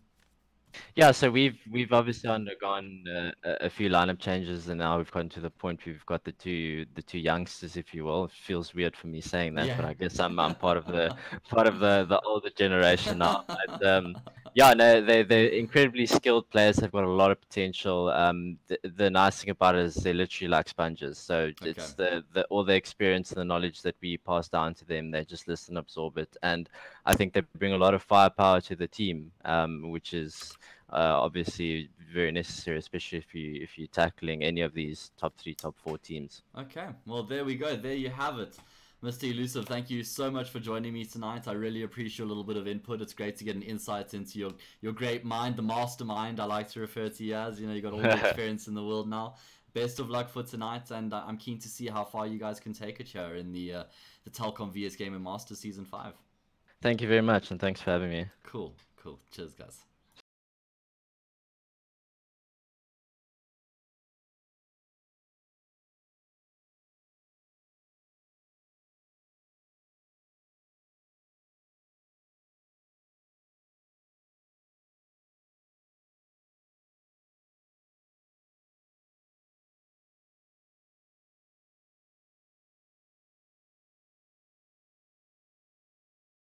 There we go. Welcome back, everybody. That's what Elusive had to say about his team's situation in this event and what they expect from this game tonight. A few words on Lately and Slayer in the roster as well. And we just saw them come off an impressive... Well, we saw DNMK come off an impressive 16-13 win on Inferno. Now we're moving and we're transitioning across to Overpass. This is Sinister5's map pick. It's one of their strongest maps as well. Nick, you expecting us to go to a third map from here? Look, if no one's expecting a third, then I need to get that person help, because I'm expecting Sinister5 to take this to a third. I mean, yeah. Lately, as we said, as Elusive spoke about him, rather, like he's a sponge. He's taking things in. He's playing well. He's mechanically good, and he showed that last map, and I expect him to do the same as he did last, pop off, and I expect to see a third. I assume you expect a third as well. I'm expecting another close game, but yeah, I'm expecting another map and possibly even 30 rounds on Nuke, huh? Yeah, I wouldn't be surprised either. We could still be here for a while, Nick, and I wouldn't even be surprised. I wouldn't even complain if we were, because that means that we would have had an interesting game and an entertaining game on our hands, and we are about to jump straight back into things here on Overpass. So I'm going to be bringing the game up, and we can feast our eyes on the spectacle that is DNMK versus Sinister5. It's going to be DNMK on the CT sides. Of course, they had the choice of sides because this is Sinister5's map pick. So I'm keen to see how they approach things on Overpass here, Nick. I haven't seen too much of DNMK on the CT or on Overpass at all, if I recall correctly. Anyway, we'll see how things turn out. Sinister5, they've got that flat, or rather the molly and smoke combination. So they've got some util to work with. DNMK just with the standard setup. You send the player with the best spawns to spot middle. You stack forward towards B. And only if you see presence, then you start rotating up. Sinister5 doing as they should as well, showing that presence, forcing DNMK back slightly, and it looks like they might just do that around the world, back down lowers all the way on towards this B bomb site. They're going to be taking a few fights though on the way, and they lost the initial one, but they're going to continue to actually overwhelm these USPs. And they trade favorably. The man, he's not wasting any time either. Streaming up, looking to try and take the fight to these CTs. Oh my god, he's going to find 3 of them. Single-handedly dismantles the push from Sinister5. Now it's just Elusive left in the clutch. No. It's Elusive. His position is known. He's mollied Nexus out, but I don't see a way in which he gets wins this round. Oh, 1 HP. Man. 1 HP! That You're supposed to kill him off. Yeah, there we go. Hashtag the man things, bro. That's all that is. Just up close and personal against the Glocks with the USP. He's able to get the job done. That was great.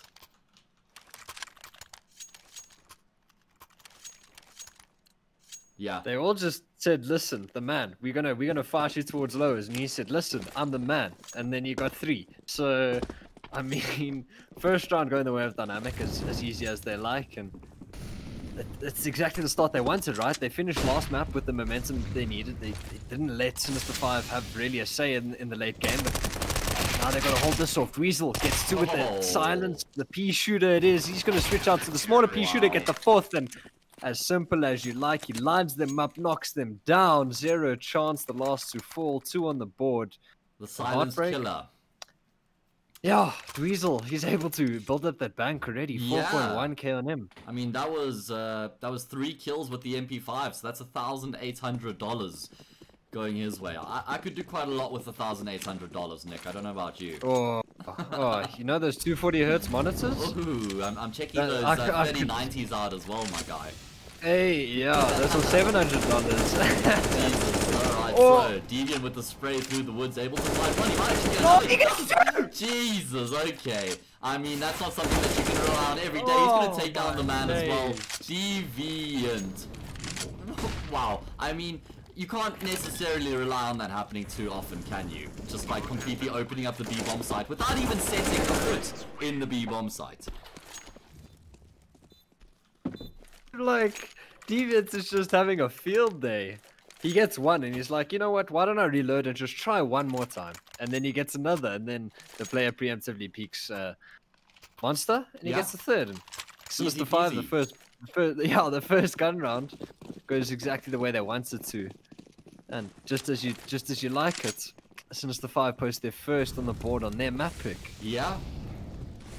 As early as they possibly could after losing those first 2 as well in the first gun round. Get themselves on the board. Dynamic are going to be forcing up in response here. 2 Famouses, an MP9, and 2 M4s, but it's aggression again from Sinister5 pushing into this B-bomb side. They're just trying to unsettle Dynamic here. They don't want to give them any time to get into position to push the round late. They want to be nice and aggressive in their approach right now. I think we can assume that Goliath won their game against Royalty 2-0. Saw ADM in chat asking about this game. 16-1. Oh, 16-1 on Dust? Score. Wow, that's a statement, man. It is one indeed. Jeez, this is looking like the Sinister5 show in these past 2 rounds. It's been super high octane, very high pace as well from them. And it's exactly the start they would have liked on their T side. It's exactly the start they needed going into their map pick, right? Especially after them dropping the first map, even though it wasn't their map pick. This is what they need to go into their map to take it to the third. They started it quite confidently, the first 2 bar rounds going exactly how they would have wished. Now it's a full eco coming out from DNMK. And it's just going to be, should just be plain sailing rather. There's just 5 USPs in the side of DNMK, so there's just should just be a systematic approach from Sinister5. Clear out the angles, make sure you're not walking into a stack, all that good stuff. That's exactly what they're going to do. They're going to try to take these long range duels and get the anti-eco out. But I mean, just as you said, I mean, this is what Sinister5 needed, that they start doing their show. It seems to be the Sinister5 show. The first 2 gun rounds are anything to go by. It looks like Sinister5 know what they're doing on this map. Yeah, this could be considered Sinister5's best map, I think. Maybe along with Nuke, I'm not sure. This is just my personal opinion. This is the one map I've actually seen them been able to consistently sort of contest some of the best teams in South Africa. I remember them playing against ATK on this map, and I think it like went all the way to overtime if I remember correctly. Maybe correct me if I'm wrong, Tools, but I think Sinister5 have given Goliath a run on this map as well. So this is one of the maps that they've definitely shown some promise on, and it doesn't surprise me when you look at their team. Let me hold the phone, because they're pushing into a 5-man A stack now, but it seems like the superior weaponry is going to be enough to avert any damages or any disaster. In fact, the USPs don't even get a single kill. That's unfortunate, but my point I was getting at is that this map plays into the strengths of Sinister5, in particular the T side, where it's heavily based on team coordination, communication, and teamwork, and that is Sinister5's strengths. So keen to see what they're going to bring to the table. 100%, and we've spoken. You were lucky enough to speak to Elusive prior, and that's exactly what's going to happen. I mean, they've got 3 very experienced players. They have a wealth of experience in that roster, and I think that's exactly what we're going to see. They're that type of roster. Even if they go down a considerable margin, they're not going to give up. They've got the mental fortitude, that experience to carry on fighting on. But that is exactly the opposite of what they want to happen this map. They started the map in the driving seat. Yes, they lost pistol in the round after that, but they put up 3 in a row. Now they're up against Dynamics by a round. They don't have a great util to Dynamic, but Sinister5, they need to try win the sites and start really making a say in this game. But there is this double long push, which is yeah. an interesting one to look at. And it seems like Sinister5 are aware of the possibility. Oh my god, Dweezil has left his teammate out to dry. He's still going to get the kill, but he's continuing to be pursued up by Slayer, who's going to find the frag. Not without taking a bit of damage, but that was really important that he at least got the trade, because now Sinister5 can refocus their attention towards the bomb sites. And it seems like they're going to be pushing towards the bomb site. Divo, he's all by himself right now. The rotations are coming through. In fact, support has arrived from the man, and that support has arrived in the perfect timing as well. Taking down Elusive. He just needs to stay alive and don't need to be taking these fights for the man, but still going to win the round regardless, do Dynamic. So they get back to winning ways here in their next gun round. And I like that bit of innovation with that double push towards long, changing things up. You could see it caught Sinister5 off guard there. You know you got no util, so you can't just be sitting on a bomb site waiting for them to hit you. You took the aggression to them, and yes, the trades didn't completely go your way, but then after you lost all that info, Sinister5 just ended up hitting the B bomb site anyway. And then the frags just went your way. But it is going to be another buy round that Dynamic have to fend off. Heartbreak is already on 25 points of health, but this is going to be quite an important round for both sides, more so for Dynamic in this sort of scenario. If they do lose this round, they won't be able to reinvest into next. The same can't be said about Sinister5. Yeah. Going to see what they can get done. I think Sinister5, they'll be looking to, of course, winning the half will be something that they're looking at, but for something that is in the books as a CT map, I guess it's fair enough to say, from a T's map pick, a T's strat book that you've came into picking this map, I think they're definitely going to be looking at that 7, 8, maybe even a 9 sort of standpoint going into the CT side if they really want to stamp authority on Dynamic going in later into this map. Yeah, I mean, look how much money they've already been able to secure in residual cash. They've got the full buy on the table even if they lose this round. So when you're buying in the third round after you've lost the 2 rounds before that meant you had a lot of money in the bank. So Sinister5 in a great position. He has 0 chance on the angle. Is going to be able to find himself the second frag, and that opens up the A bomb site. There is still a player sitting on the Optimus waiting. That's next to side of B. As the man forces the issue towards water, he'll go down, and that means that the B bomb site's now primed and ready for the taking. Do Sinister5 change things up? And that's exactly what they're going to do. They take that bomb all the way back towards B, and look at how far forward Deviant is right now. He's got all the information on the world. He's going to shut down Divo. In fact, he destroys him on the angle. And now the next is left in the clutch. Nice first kill from him. Oh, I thought he might be able to make things interesting if he found Slayer, who was low health, but he goes down. Sinister5 straight back to winning ways. And they've secured the round advantage once more. And now they just got to clear out this anti-eco relatively cleanly. If they can do so, and we're looking at a decent end to the half for Sinister5. I think if they can get through the next couple buy rounds, then we're going to be looking at a very entertaining end to the half. But either as it may, that's in the future. Dynamic, they've just got some upgraded pistols, just P250s on all the boys besides that of Dweezil. And short take is going to come in, and long take is going to come in from Dynamic. And yeah, all this is going to be heard from Deviant, and he's just going to try get out and dodge, and he's going to get that info. He's actually going to stick around. He's good for one. He wants his ecos, you know, the confidence boosters that they are. But if he sticks around too long, this could be a retrieved AK, especially with a couple more shots. Now he's tagged down to 39 points of health, but ultimately there shouldn't really be much of a save for Dynamic in this round. It looks like it's going to be 5-3 to be the score. Nice attention to detail from Sinister5 as well, to just be fully aware for anything that could be thrown at them. Just the way that they were covering their flank there, making sure that Deviant was in a strong position, that he couldn't get overwhelmed by the pistols. On the flip side, I also appreciate the way that Dynamic are approaching their eco rounds, the way that they're just trying different things each and every time. You know, when you've got the pistols in your hands on the CT side, it's never a good idea to just play out your default hold and hope for the best. Rather get innovative, go for the stack, go for the push, try and make something happen and lose that way than just get like picked apart one by one because you have much weaker weapons. 100%. But now we are in the way to Dynamics buy round, I would assume. They are indeed. Okay, Dweezil's purchased up, everyone's purchased up a bit last minute, but be that as it may, no AWPs, no mollies on the side of any of them, which is something to bear in mind considering that short take is very subject to that Molotov dropped in that short tunnel. So I assume they're not going to take short this round unless they're absolutely wilding, but they're they're not going to do that at all. They're just going to respond with some nades to the smokes, and they're going to be stuck on the sites this round. Yeah. Welcome everyone, Telkom VS Gaming Masters Season 5. This is the upper bracket of the Championship Elimination stage as Sinister5 poised themselves for another B exit here. They're going to try catch this timing on the smoke and it starts to dissipate. In fact, they've got it wrong. That means Nexus can just hold down mouse button 1. Why are they pushing through the smokes like this, Nick? What are they doing? Elusive finally going to get a kill, but that's all it's going to be in the round, and I guess Sinister5 were just trying everything they could to catch Dynamic off guard, but in the end, they actually just offer themselves up on a silver platter.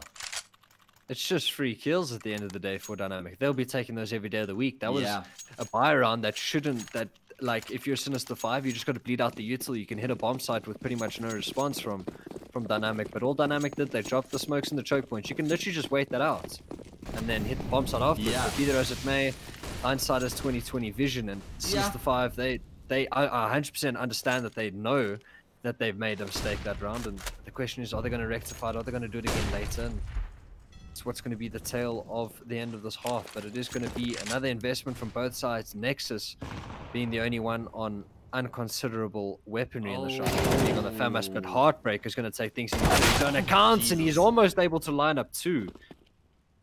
Elusiv's going to get a sound cue from Dweezil. Yeah, I mean, Dweezil had to try and cover lowers there, right? Because he had a teammate who's committed to party, so it leaves him in a very awkward position with that sort of a peak. Now it's Nexus who's in the awkward position, and he's only going to be good for one, Nick. So this seems like Sinister5 are going to be able to get across the line once again. They're doing a great job of not allowing Dynamic to get any consecutive rounds here, to not find any momentum. Again, they're playing from behind the game here. 2 versus 3. Sinister5 congregating towards this B bomb site once again. It's a late smoke there from Divo, and he's got the reaction as well to take down Deviant. There was enough time for Deviant to post and just wait for the smoke to dissipate. He tries to get ahead of it, and now it leaves Divo in a winnable position. And look at the man coming up through lowers as well. Divo just needs to stay alive for as long as he possibly can here. The man could even go back through Monster if he so choose, but maybe he wants to try and deny the plant. In fact, Divo might be able to deny the plant. He's just pushed straight through. He's been able to get the kill, but lately he's taken down the man, so it's all on Divo's shoulders to close out this round for his team. Lately playing around the precipice of the smoke, and you can see Divo's fully aware of the possibility. He's going to take his head clean off as well. What a big clutch from Dylan Forster.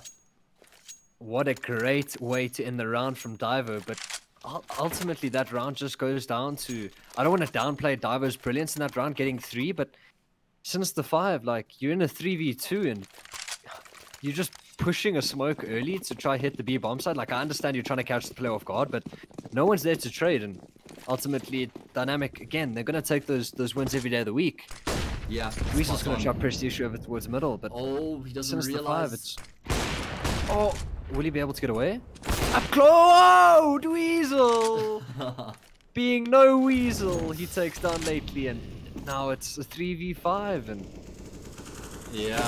Oh, geez. Okay, Ruan. That's a nice little pre-fire there as he comes around the crosshair. Perfect crosshair placement. Rather, as he comes around the corner. Perfect crosshair placement, though. And Heartbreak's going to receive the same treatment. He just wanted the AWP on his fallen comrade's body, Nick. And all of a sudden, this 5 versus 3 has transitioned into a 3v3.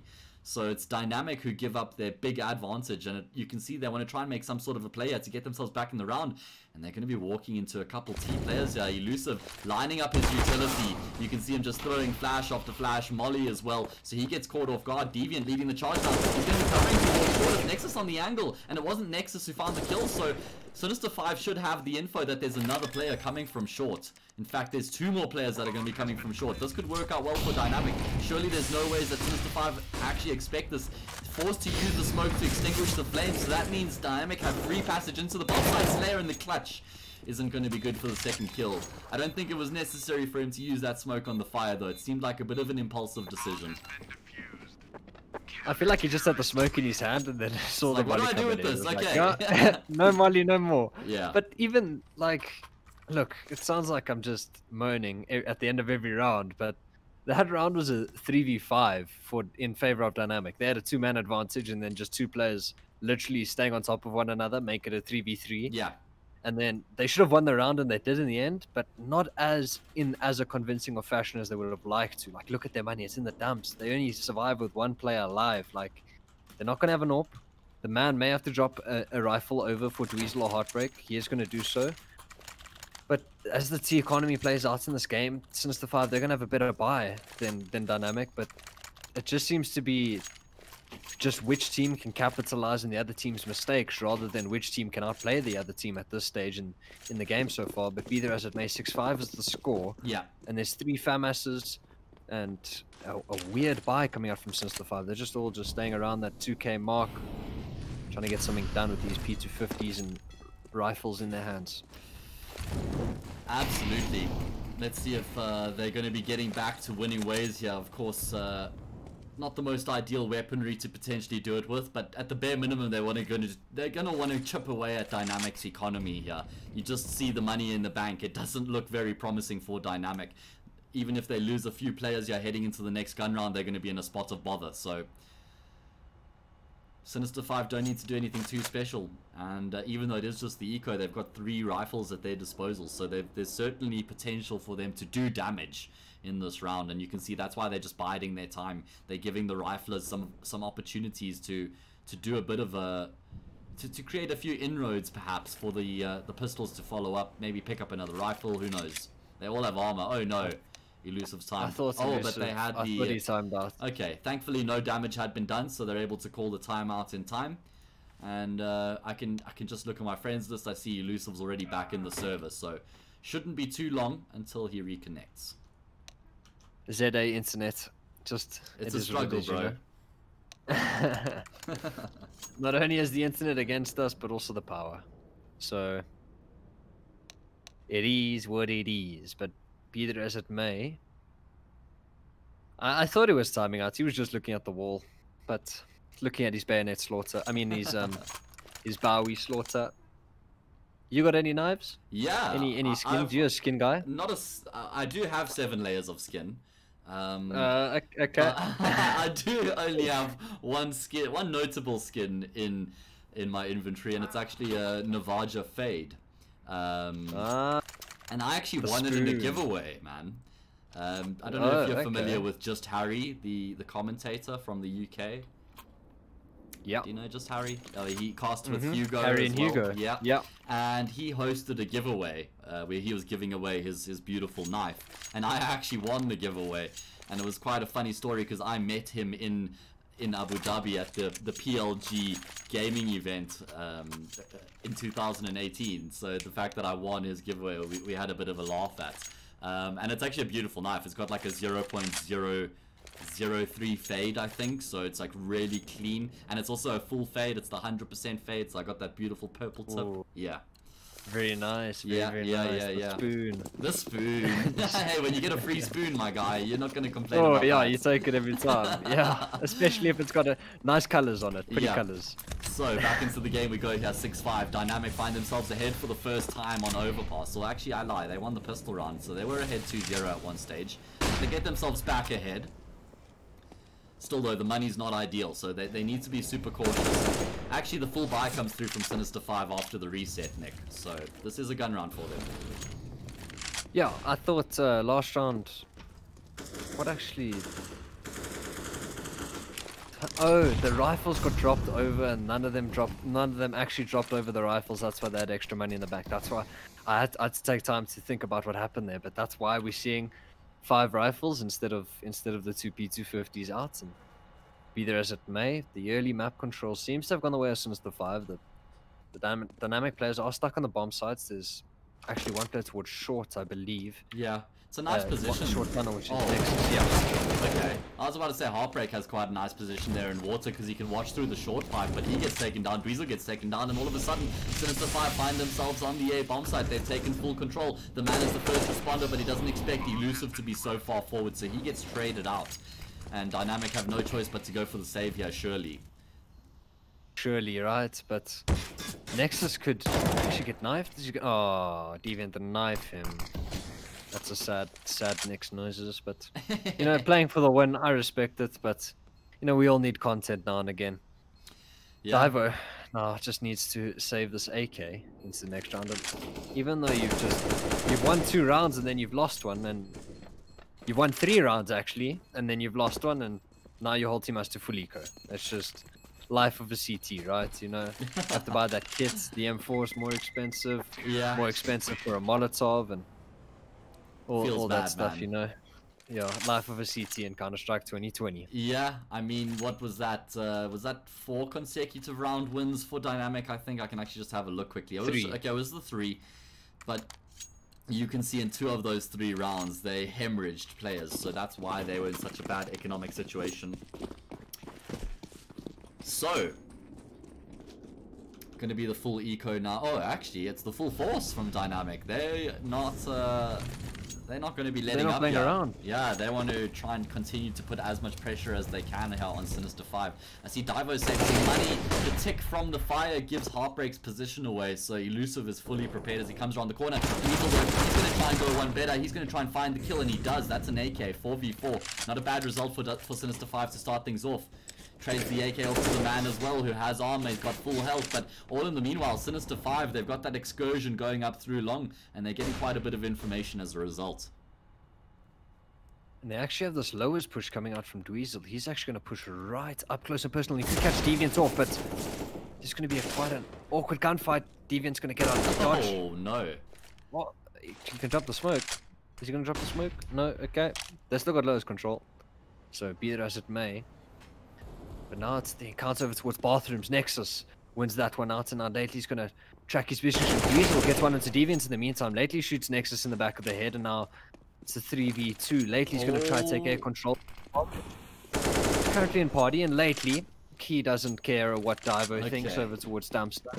Disaster averted. Yeah, 14 and 6, and he popped off on Inferno as well. I actually didn't see what his final kill count was, but it seems like every time he plays against Dynamic, he just has a hell of a game. I remember I casted one of his games. I think it was either the Predator Winter Slam or the Game Cup, one of the two. And again, he just absolutely popped off on the first map. We saw it. We're seeing it here again. So definitely a bit of a reoccurrence there from his department. Now Dynamic have to go for the full save. And again, they're going to be just trying something different here. 5 players towards that upper bomb site, rather towards middle.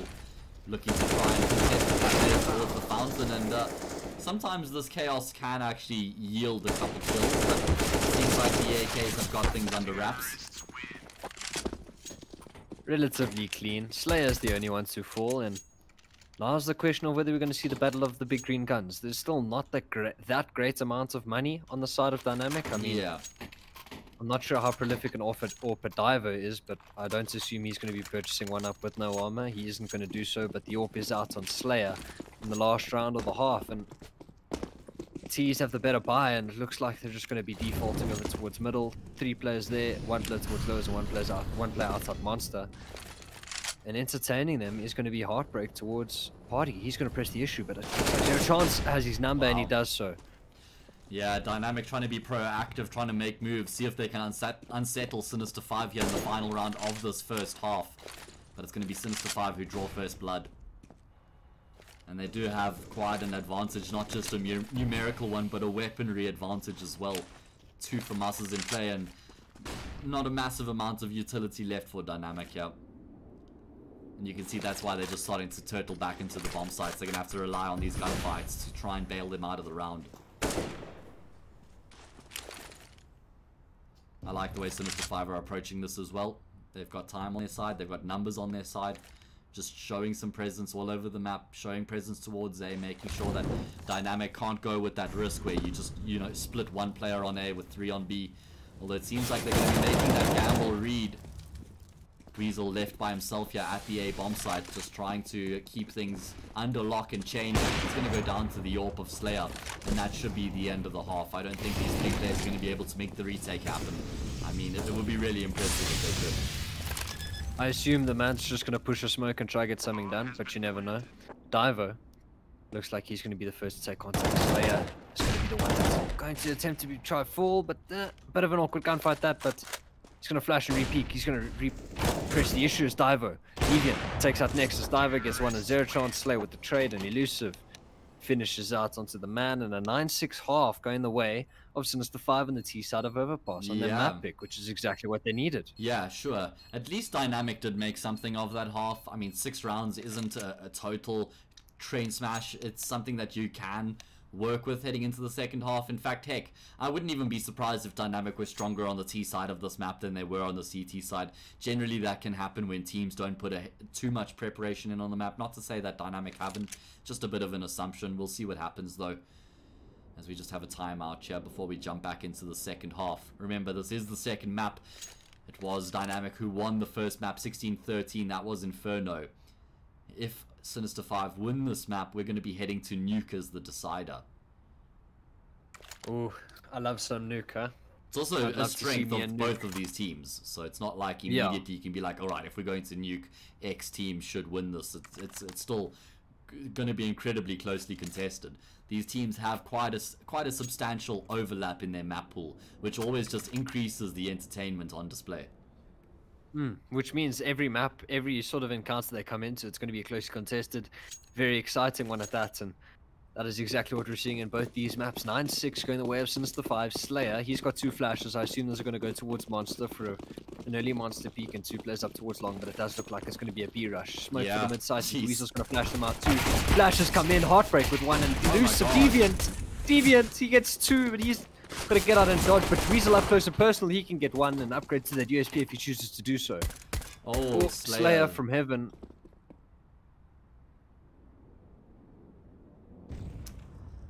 Yeah, as they're getting out of this. Yeah, as the dust starts to settle, it's still Sinister5 have that man advantage. They've got the information as well. Lately's got them cooped up in the short pipe.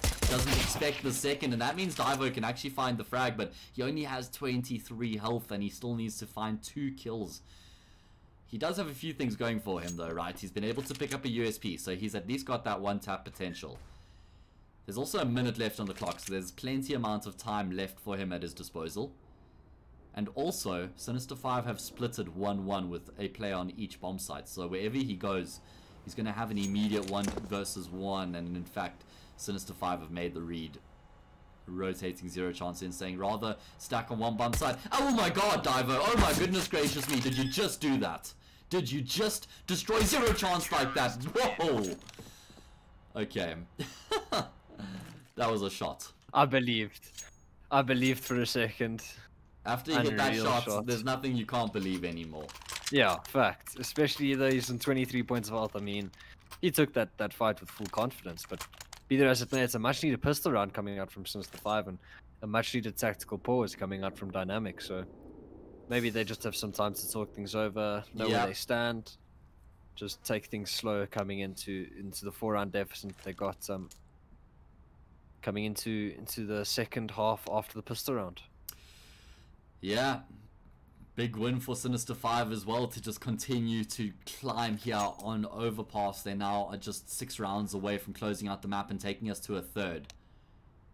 Of course, we've only been casting best of 2s before this, so 3rd map is fairly foreign territory for us, and we started a bit later tonight, so we're going to be going for a while, guys, so make sure you stick around, join us. We're probably going to be going into Nuke. I think it's a safe bet at this point, unless Dynamic bring an absolutely fire T-side to the table, which we certainly we can't discount either. Yeah, without a doubt. And I think Dynamic are doing something you're quite a fan of, which is just purchasing the flashbang, right? Like, yeah. It's very overlooked, especially on Ecos. I mean, Slayer's in a position where he doesn't actually get blinded at all. He gets 3 on the spray down. But it's something you always it's something you always point out, which is actually quite important. Like even in your ecos, the man who just got a couple kills the previous round, just purchase up a $200 flashbang, which allows for an extra chance for your pistols to get up close and personal and possibly an avenue into winning the round. But the flashbang in that round didn't serve them well, and Slayer got 3, and now Sinister5 have got 11 of their own. Yeah. Couldn't agree with you more what you were saying there. That flash investment's always super important. Missed Molly there means that Dynamic can actually get out of the stairs for free. Taking a little bit of damage in the process, but not nearly as much as they would have incurred, and Divo nearly able to get that kill. So Dynamic have at least successfully forced these players slightly back, and it's a crossfire that's been set up, but the man has spotted the gun barrel, so the information's going to be there, but later he just straight up swings out and he takes down the man. The man, I thought he had made the perfect play there, just being patient in his approach. 1-man advantage for Dynamic. Plenty time left on the clock. How do they go about getting across the line here? It's a really important round for them as well, Nick. They have to win this gun round if they're going to be staying in the mix here on Overpass. And Dweezil can spot those feet out. He's going to edge forward, but it's actually going to cost him his life. All in the meanwhile, Dynamic are trying to get towards this B bomb side, but it's falling apart at the seams. The 4 versus 3 is now turned into a 2 versus 3, and Deviant continues to get work done with that MP9. He buys all the time in the world as well for Elusive to come into the equation, and that is a ball that Dynamic could not afford to drop. Elusive finds himself a free upgrade to the AK, and now you've got 2 AKs on the side of Sinister5, and I agree with you, it's a ball that they couldn't drop. You've just lost the first complete full investment into the second half, and now you find yourself half of the rounds that your opponents have. So now they just upgraded pistols running into this B bomb site, and not really much you can do against this, but it is where the Deviant can hold them off. That nade is going to do so much damage. It does so. Almost he's just going to stay alive. Yeah. I think that must have done close to 150 damage in total. He's got his teammates setting up the crossfire as well. This B bomb site is under lock and chain, and there shall be none who enters. Shall not pass. Sinister5 give a Gandalf impression as it's 13-6, and now they have another force buy to ward off, but Slayer's got that AWP, which is going to be taken head-to-head against Heartbreak, and that's going to be some sort of showing. We haven't seen it yet on Overpass. It's going to be the first time we're going to be doing so there's going to be something interesting to keep an eye on. The question is, where did the 2 players choose to go? Slayer is over towards middle. Heartbreak is that monster, I think. He is. I was just confirming. Yeah, that's okay. Coming through from Sinister5. First time we've seen something like that in the half, and normally you can rely on that at least once in a half to yield a frag, and they bring it out the pocket now in that all-important gun round. This is literally do or die for Dynamic. 0 chance so far forward here towards long. He's going to catch the man off guard. He's really clever in terms of the positions that he puts himself in, and you can see Nexus wants to try and stop him from actually being able to get out of that position. Nice shot from him. But still, it is Sinister5 who have that advantage.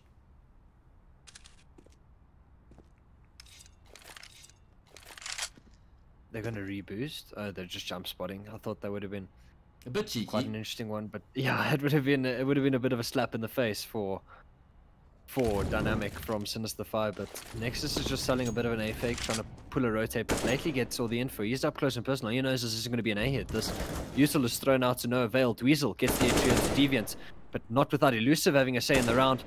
And Heartbreak is just running around, just vibing. He's just trying to do something, I guess. But Elusive, he's still staying alive. Eluding his death is what he is doing. And Nexus and Heartbreak, they can't find a way into this bomb site. Slayer now takes out Heartbreak, and just like that, just seems a bit of a disjointed round. Lately's positioning as the better of Dynamic. Them trying to throw in that A fake, draw a rotate. Lately just had all the info, and 14 rounds posted for Sinister5, and it looks like Nuke is going to be on the cards more than ever. Yeah, I mean, it's almost a done deal at this point. Dynamic, they've got full round loss bonus behind them, so they're going to be able to buy up for the rest of the half if they keep on losing rounds at this point. But that's not of much consolation at this point. They need to start picking up a couple rounds here on the T side. They're yet to find a round, in fact. So it's certainly been an uphill battle for them.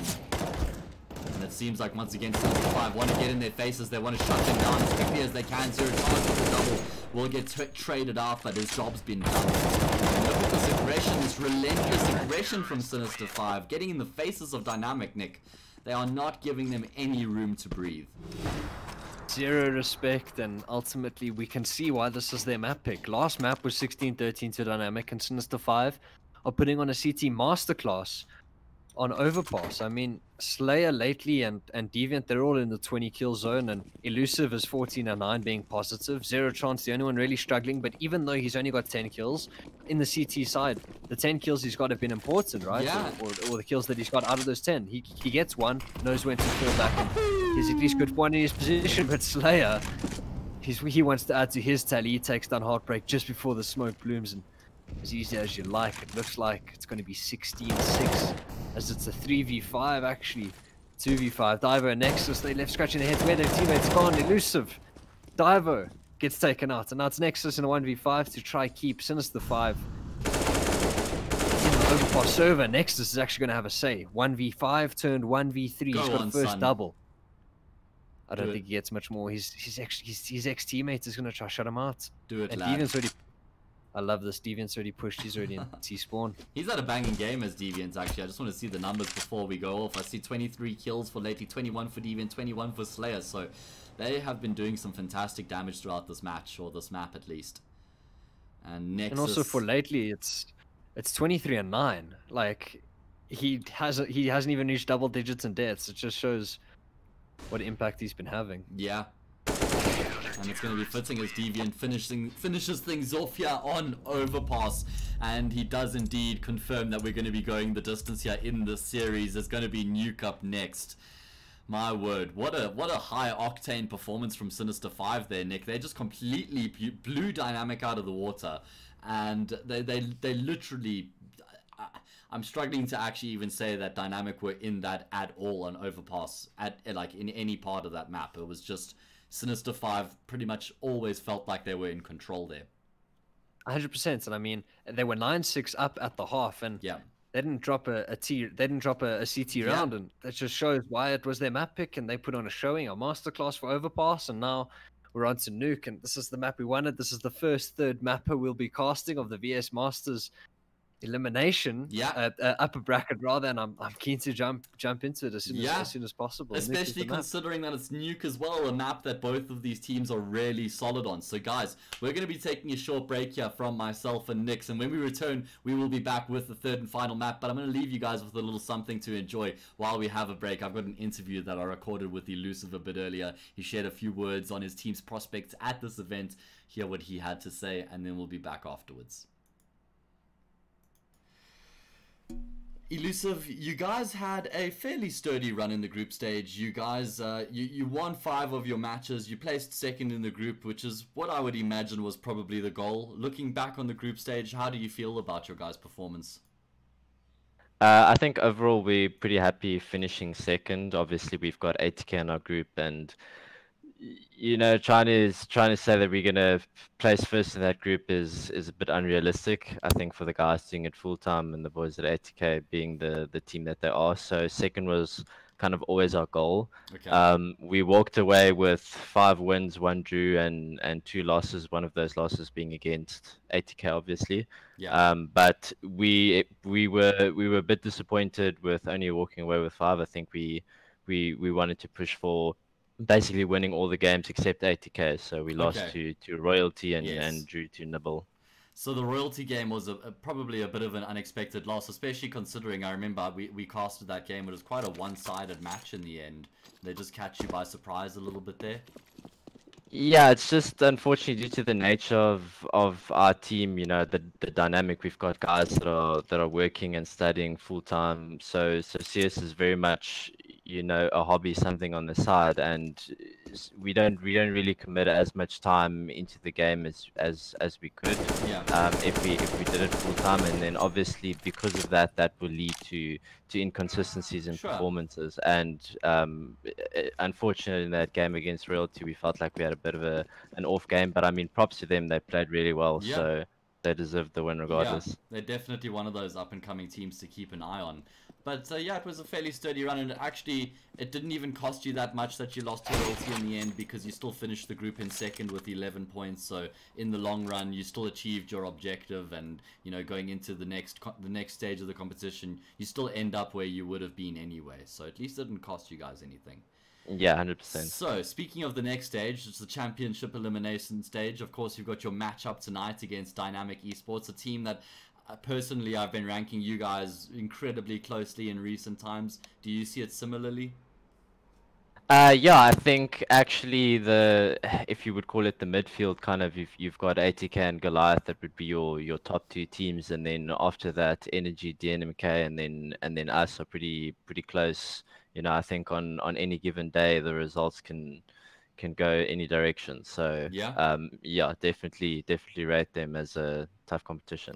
Okay, and just looking into this bracket a little bit now as we go forward in the competition here.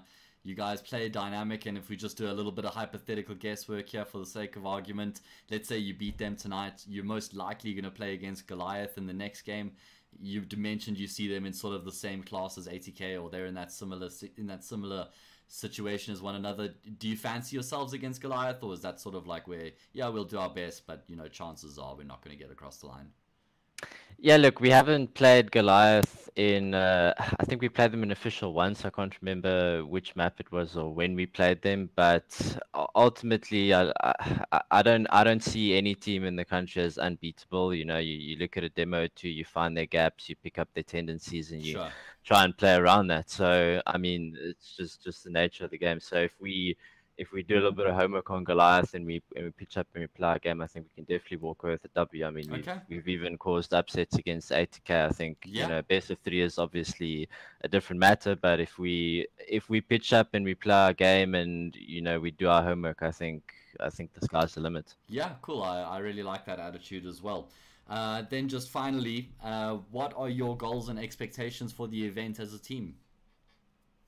I think realistically, once again, just purely based for the amount of time that we're putting in, and that we can commit, we pretty much made the team with the idea of not really pushing for number one, but instead hovering around like top three. So if we could finish top three, it would be a success for me. It depends, obviously. Like I would like to beat teams like Dynamic and teams like Energy, but I think I'd be more okay with losing to Goliath and to 80K just purely because, you know, of how the rankings and stuff are at the moment. Cool. So you've got a very like realistic grasp on the situation right now, and I think that's really important as well, because you set a precedent and you set expectations, and you want to be realistic with that as well, so that you don't create like unnecessary disappointment. I think is an important way to look at it. It's probably something that you learned in your tenure in Bravado as well, but that's a conversation that we could go on for a while. There's actually one more thing I want to ask you about.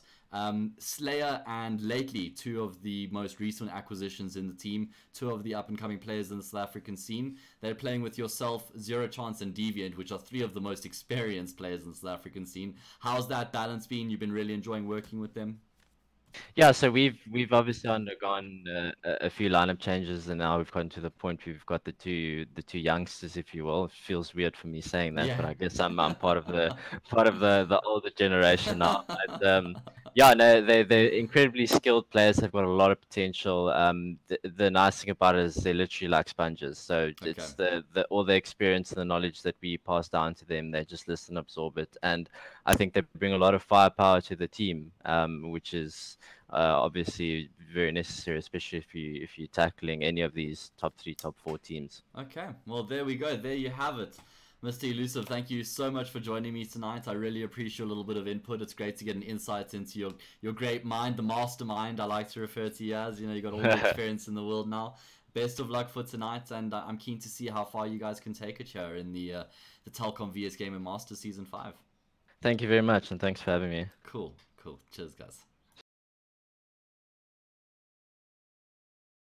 Okay, so seems like they're still taking a little bit longer to get things going here on Nuke, guys. They're still warming up, as it would be. So I think I'm just going to play a bit of music while we wait for them to figure things out. Of course, we are a couple minutes behind. So as soon as I see them going live in the future, then I'll be bringing things back, and we can continue with proceedings. So guys, don't go anywhere and enjoy the music. Yeah.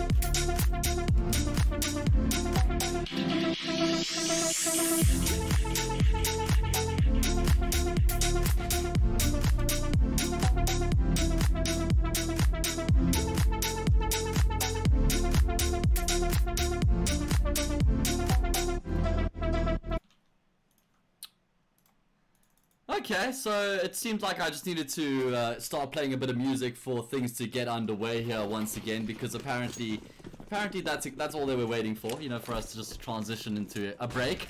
But we are underway here on Nuke, everybody, and we're not wasting any time. Dynamic on the B side, they're streaming straight into the say bomb site, but the frags are being traded back and forth. It's Dynamic who are looking to take control, and that's exactly what they've done, courtesy of the man's double kill.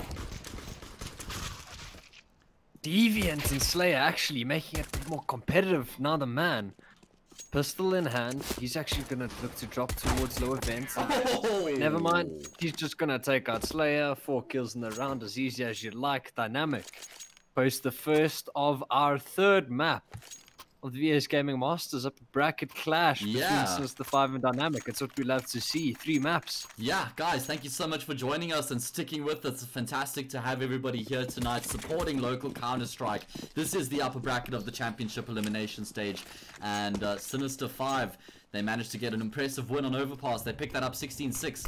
It was Dynamically won Inferno 16-13. So here we are in the third and final map.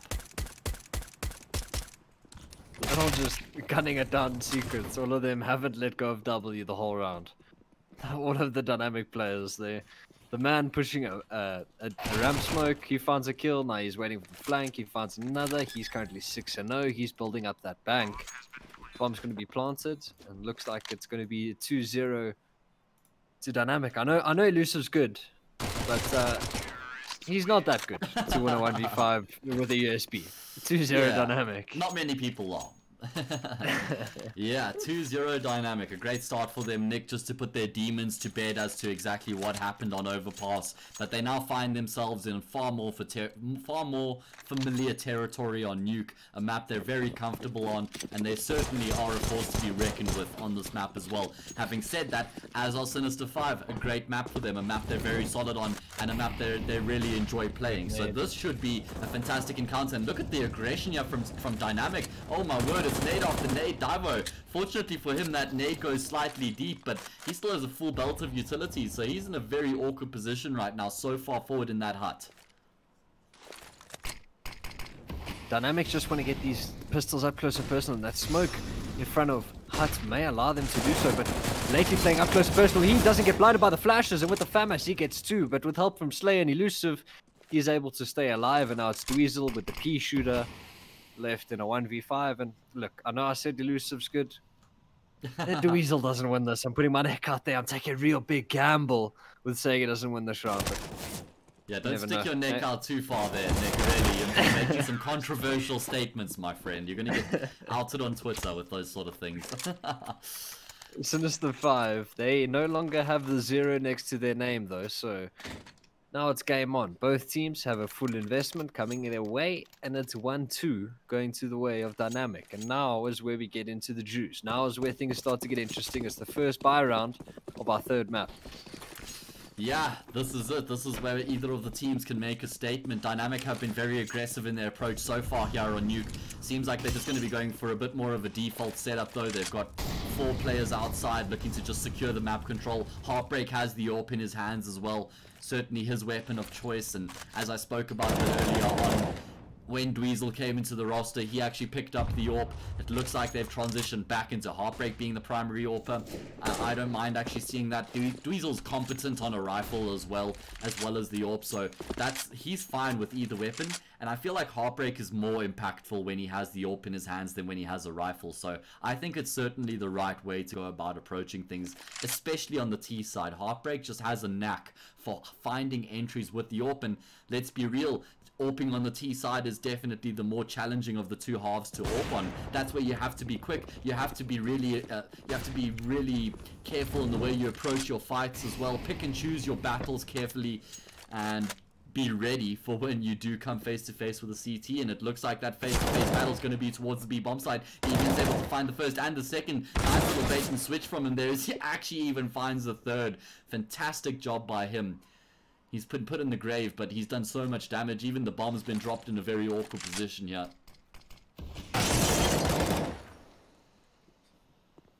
One thing that's important to note when attacking that ramp, especially on a map like Nuke, you have 2 very narrow choke points, and the timing has to be perfect. Otherwise, what's going to happen is Deviant's going to get 3, and he's going to shut you out in the round. Absolutely great round from Deviant. Usually with good timing there, that player there is only good for one, but he's able to get one, reposition, aim at the second entrance, get another, and do the same thing once more and get 3 in the round. And he's able to lock down that lower sights. And just as dynamic with 2-0 up, they just as quickly 2-0 to all rather. And now it's a full investment coming out from Sinister5 and Eco on that of dynamic, and they purchased up a flash once more, and that is going to be for the heaven wrap to come in. It's going to become above mouth, and they're going to try drop into mouth. The man gets one with the Glock. Lately and Slayer chime in with 2. Lately's able to get 3 in the round. The 188 bullets left in the mag. It's Heartbreak left, trying to break some hearts, but he can't do so. 0 chance, gives him 0 chance to win the round. I hit through in 2 puns in 1 sentence. My man, I'm done. We're gonna have to have finished. a word after this. Don't worry, guys. I'll sort him out. I'll make sure he realizes that that's just not okay, Nick. That's just, I'm just lost in the Nexus. Hey, you know, oh my god, okay. I'm gonna give you the ban hammer, you're done. I'm solo casting. No, please don't go. Oh, that's 3 consecutive rounds now for Sinister5. They're gonna be feeling a lot better about themselves now in the early stages of Nuke. Slayers have actually been able to duck in there. On top of the stairs above Secret, playing around that smoke. He's going to find a frag, and in fact he gets on top of the railing and he picks up a second. Normally that's a one and done position when there's a couple T's in the area, but he's actually even able to get out alive after finding those 2 frags. That's such a headache for Dynamic as well, Nick, because this was the gun round for them to try and work their way back into things, put a stop to this consecutive win streak that Sinister5 have found themselves with. And that double kill certainly sets them back. 100%, and this is a map where you said yourself, both these teams are very familiar with this sort of map, so you expect it to be back and forth, and Slayers finally shut out the round by that of the man, and it's gonna, we're expecting this back and forth counter-strike throughout the map, and we've seen that go the way. Dynamic have won the first 2 rounds after the, they won the pistol round and the round that followed, but all the gun rounds have gone since the 5's way, but now they're tasked with retaking this B bomb site. Weasel takes the fight to Elusive, and now it's Lately and 0 chance with unfavorable positions to retake this bomb site from trying to get something done. Is Lately on the bomb? Oh, he tapped it, but he's got off, and that was actually first buy round. Yeah, that was a really I was nice just going to say first buy round goes the way of Dynamic. Yeah. I also really like their decision making there. After they lost those 2 players outside, they realized that they had to make a quick play in response to try and get themselves back in the round. So they immediately isolate the ramp player, and a great shot from Divo is what opens things up for them as well. So nice transition there from Dynamic, nice heads up play from them. And again, I like their adjustments when they find themselves with the back against the wall. They don't just coil up into a corner and get all nervous. They stand tall and stern, and they realize they need to do something about the situation. Both Nexus and Heartbreak yet to get off the mark as well, by the way. Ooh, Heartbreak is on for that James Bond. Possibly, but Slayer's purchased up that AWP, so that's going to be something to keep an eye on. This is the first time he's purchased it so far in all the buy rounds. There's no AWP on the side of Dynamic. Heartbreak had one in the previous round, unable to get anything done with it though. We're going to see what happens in this one though. Early smokes towards outside, one's been missed. I assume that's Molly or Slayer. The AWP comes into good effect. That's exactly what it is. It's the fire that had been dropped on the floor to displace the smoke grenade. So again, it's Sinister5 who draw first blood. We saw that in the case in the previous round as well, but they weren't able to get across the line. It's really important that you convert the rounds that you get the opening kill into a round win. You look at some of the best teams in the world, they have really high percentages in the rounds that they get the opening kill, they then convert into a win. It's something like around 80%, I think, if I'm not mistaken. Because it does seem more like an upset, especially if you get that opening kill and then you still somehow lose the round, especially if you're like, if you T and you go down 4v5, you're hitting a site with less players, there's more players to retake, etc, etc. But be there as it may, the man, he's going to press the issue and get 2 out of squeaky door. Slayer comes in with the AWP, and dude, Weasel and Divo.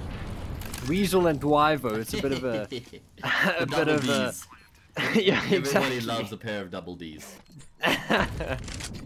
No, it's Deviant, the triple D gets taken out by the D of Divo. So I've had enough of saying D. I'll tell you that much. Did you just say Divo's D took down Deviants? That's Listen, I mean, okay. Nick, that's firing shots across the bow, my man.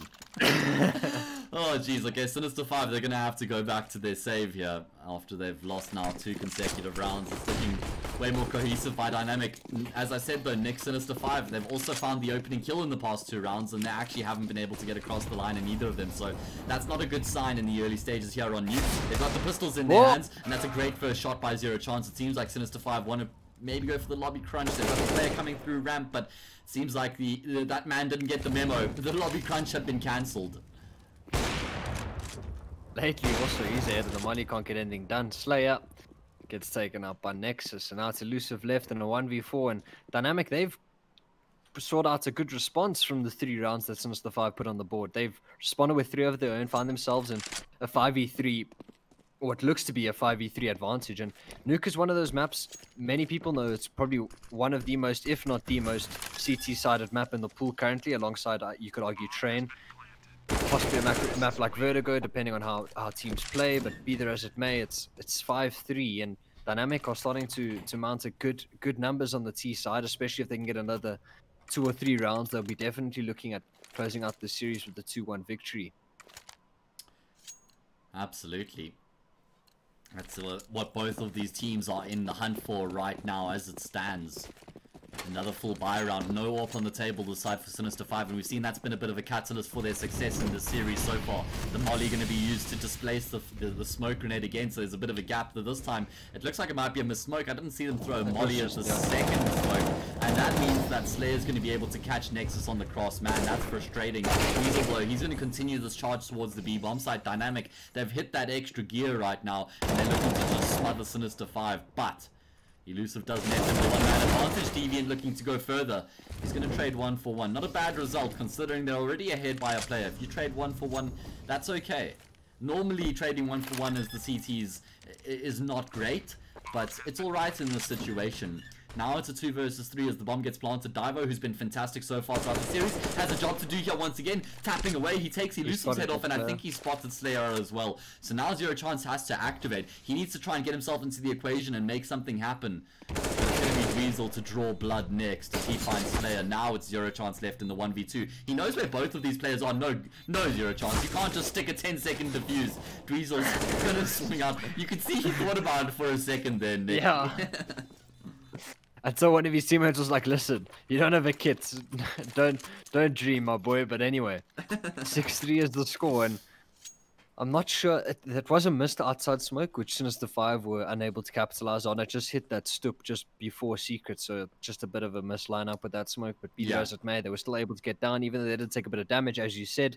Trading as a CT, when you have a man advantage, trading 1 for 1 is quite favorable, but ultimately just in that round, it's just the aim from Dynamic that gets them out of the 2v3 that they were in.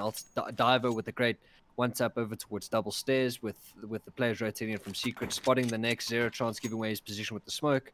As easy as you like, Dynamic post 6.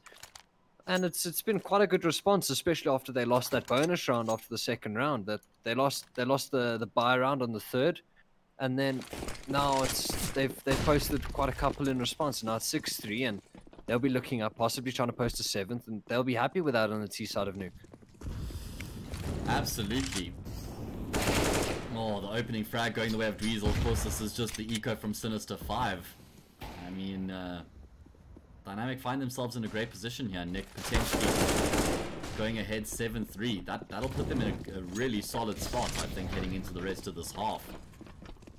I mean, it's starting to reach that stage for Sinister5 where it's like, okay, guys, we actually do need to find a few rounds here. It's not really like a few other maps like Mirage, perhaps, or Inferno, where with this really solid T side, it actually doesn't really matter how far behind you are. You can make the comeback happen. Nexus padding the stats there, picks up a double. And they're going to take down lately as well. So only the 1 kill in the round for Sinister5 means that economy is going to be built up as well. I mean, Divo is on $13,750. So there's money in the bank for Dynamic, Nick. 100%. And I completely agree with you. Nuke doesn't play like the other maps do. If you find yourself at a considerable disadvantage being on the CT side, there's not many ways in which you can get back into the game on the T side. It's a very hard map to activate that AWP on the T side without taking those early duels and having some sort of certain scaffolded plan in the half. But oh man, you guys how have made they the not learned, outside Nick? smoke. They've mollied it again. And Every he's time crossed without a though. flash. It's time that you guys start delaying the smokes by 10 seconds so that the fire's not there. They need to adapt. They need to adjust. I understand the first 2 times maybe, but this is like the 3rd or 4th time that it's actually happened. It's the default for Sinister5 at this point. Anyway, especially when it's so yeah. meta. Yeah. Like it's like who doesn't molly the outside smokes nowadays, right? So yeah. you can like show some ramp progression, wait for the molly. Oh, no I chance. mean, oof. that never happened, right? I'm just gonna carry on talking. That Oof, size is massive. Yeah. Like Nuke, 7-3, unreal, heartbreak. Oh, Takes out Jesus, Slayer. yeah, well, we know this is just what's happening right now. Lately, with the chance to try and get this round back into his team's favor, we'll find one. It's Heartbreak who's re-exploring with the AWP. He actually gets baited out by the switch of weapons there, so he fires off his shots, and that's going to be enough to dispel him from continuing to force the issue. In the meanwhile, his teammates have taken control of the say bomb site, so it's a plant at the bare minimum. And lately, my man, we've got some dried rat. Like 8 already. Yeah, and also that another opening kill for Sinister5, Nick. Yeah, like they got that opening frag again, and it's just another round they haven't been able to convert into a win. I'm really impressed by DNMK, the way that they're working these situations, but let's not beat around the bush here. There's some fantastic individual brilliance on display here from Divo and the man. They've got 26 kills between the two of them in 11 rounds, Nick. In 11 rounds, they are. Oh, nice by Deviant at least. Yeah, he's able to save that M4, which is quite big, but Diver's on 16k, or rather the AWP, which is even larger than saving the M4. Lately died as well, wasn't he also saving? He died in the mouth to the molly. Of course, yeah, my mistake. Yeah. But 8-3, and I agree with you 100%. You can't take anything away from DNMK, right? Diver and the man, they're really putting on a show quite early in this, but the same can't be said about Sinister5. Like, as you said, they're getting the early man advantage, but why aren't they converting it? And this is going to be another situation where they probably will do so. Slayer with one, but gets the collapse as well, but he's going to try to get out and dodge. The man advantage once again going the way of Sinister5, but just like that, DNMK take 2 back, 0 chances in the same position. Here we go, buddy. He may have done something last round that we're not going to mention, but we're going to see what happens lately. Up close personal takes down the man as the fading smoke. And he wants the AK. Diver has his number. Yeah, Diver has everybody's number at this point, man. He's like a pimp. He's just that popular kid in school, you know. Everybody's his bitch. Just got everyone. He's on all the group chats. Yeah, exactly. Look at the position of Zero Chance though right now. He's actually been able to get into a really sneaky spot, and he rattles off the shots with the CZ, and Deviant also chimes in with one. Heartbreak is now left in the 1 versus 2 clutch. He knows where both of the remaining players are, and he will take down Deviant. That actually makes his life far more easier, as he can now focus towards Zero Chance. He's frantically spraying, tapping away now with the P250. My goodness gracious me. How is Zero Chance still alive? He picks up the bomb, does Heartbreak. He just wants to get around the corner. He nearly dies to the CZ75 of Zero Chance. Heartbreak rattles off a few more shots. What are we witnessing right now? These guys need to turn their monitors back on. Low. They're just having fun, you know? They're just trolling each other. Yeah, I mean, let's go with that. Sanky's there. Yeah.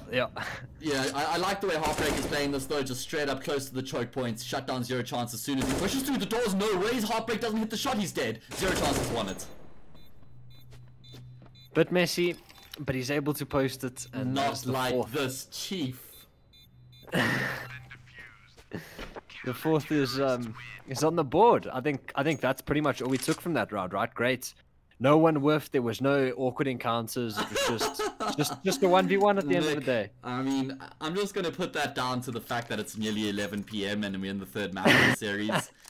My eyes were closed the whole time. Heartbreak just needed to chill there for a second, in all seriousness. Like, he was just getting really frantic. He didn't need to just... He just relied on a stray bullet connecting in Zero Chance instead of you know, trying to keep the spray under control, which happens to the best of us. It's sort of like that panic situation that you get in where you're like, I know he's really low and I just need to hit one more bullet and I'm going to get the kill. And it's like, yeah, but you might not hit the bullet.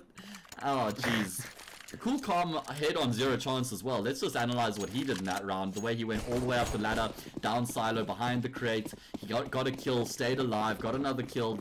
Did a really good job and won the round for his team. 4-8. Let's not forget what happened on Inferno, Nick. Dynamic went ahead 8-2 and then the half ended up 8-7. We might see something similar here. We might do so indeed, but it seems like Dynamic have all grouped up towards us. The majority of them rather have all grouped up towards lobby, and maybe a late maybe a late ramp pop rather is going to be on the cards, but it does look like it's going to be the inner bomb site that is going to be tested. Dweezil going to throw in the util. Slayer towards heaven, he's full blind. Heartbreak trying to keep his team in the round, zero chance, shutting them out, and now it's Dweezil left in a 1v4, and as you said, right, 8-4 was the score, but it looks like 8-5, and looks like Sinister5 are attempting to turn things around. Yeah, I'm just reorganize things here. Chaos ensues on my desk. Just things. Oh, Deviant yeah? Deviant broke his ankles. You hate to see it. That's because he's got those boomer ankles. They can't handle as much as these youngsters can. Okay, so everything's back to normal on my side. Apology about, I don't know how loud that came through on your side, if it was like a really loud bang or something. My bad, everybody, but hopefully it wasn't too bad. Sinister5 with a bit of a bang here in the latter stages of this first half, Nick. That's a couple consecutive rounds now for them, all off the back of that eco round win they had. And it's going to have to be an eco now for Dynamic, so some fairly unfamiliar territory. We could see something similar to what we saw on Inferno, with Sinister5 finding a late breath in this half.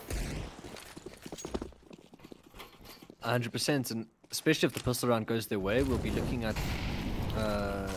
possible way in which they can get back into this half. And once again, they've mollied those outside smokes, like just delayed a bit, and then the CT has essentially just wasted $600. But we're going to use another smoke to drop down, which possibly could have been used towards ramp, but the spray through the smoke elusive catches Heartbreak as well as the man trying to push out door.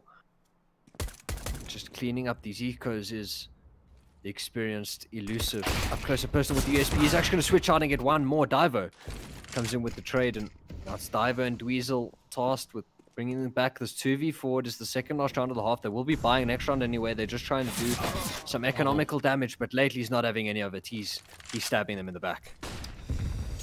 Yeah, Frozen, I was hoping nobody was going to notice, but unfortunately there's a bit of a glitch with the HUD, because Divo, for some reason, was still regarded as a vindictive player, and he called the timeout, so that's why.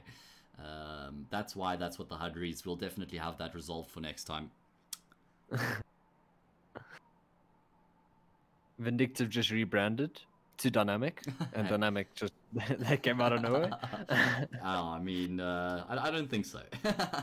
Yeah. A bit of a sketch. What's Divo looking to do here? He's actually been able to creep down the ramp towards this B bomb site. Only Deviant is in the vicinity as well. So if Divo can find this frag, there's a chance he wins the round, but he's already been dinked down now to 13 health. So that's pretty much the round set and done. Even though he gets the frag, at least he gets a bomb plant, so it just gives a bit of an extra buffer to the economy, but there's no way he wins this round. I like that he goes for the Desert Eagle because he can get the one tap on the players who have head armor. Bit of style points as well, but there's no way he wins this round. I'm just putting it out there right now. Well, there's the first. Oh! Oh no. Oh, imagine you had more bullets. You would have been eating your words. I don't know. There was that player coming out of the single door that probably would have traded him out, but he definitely made that interesting for a second.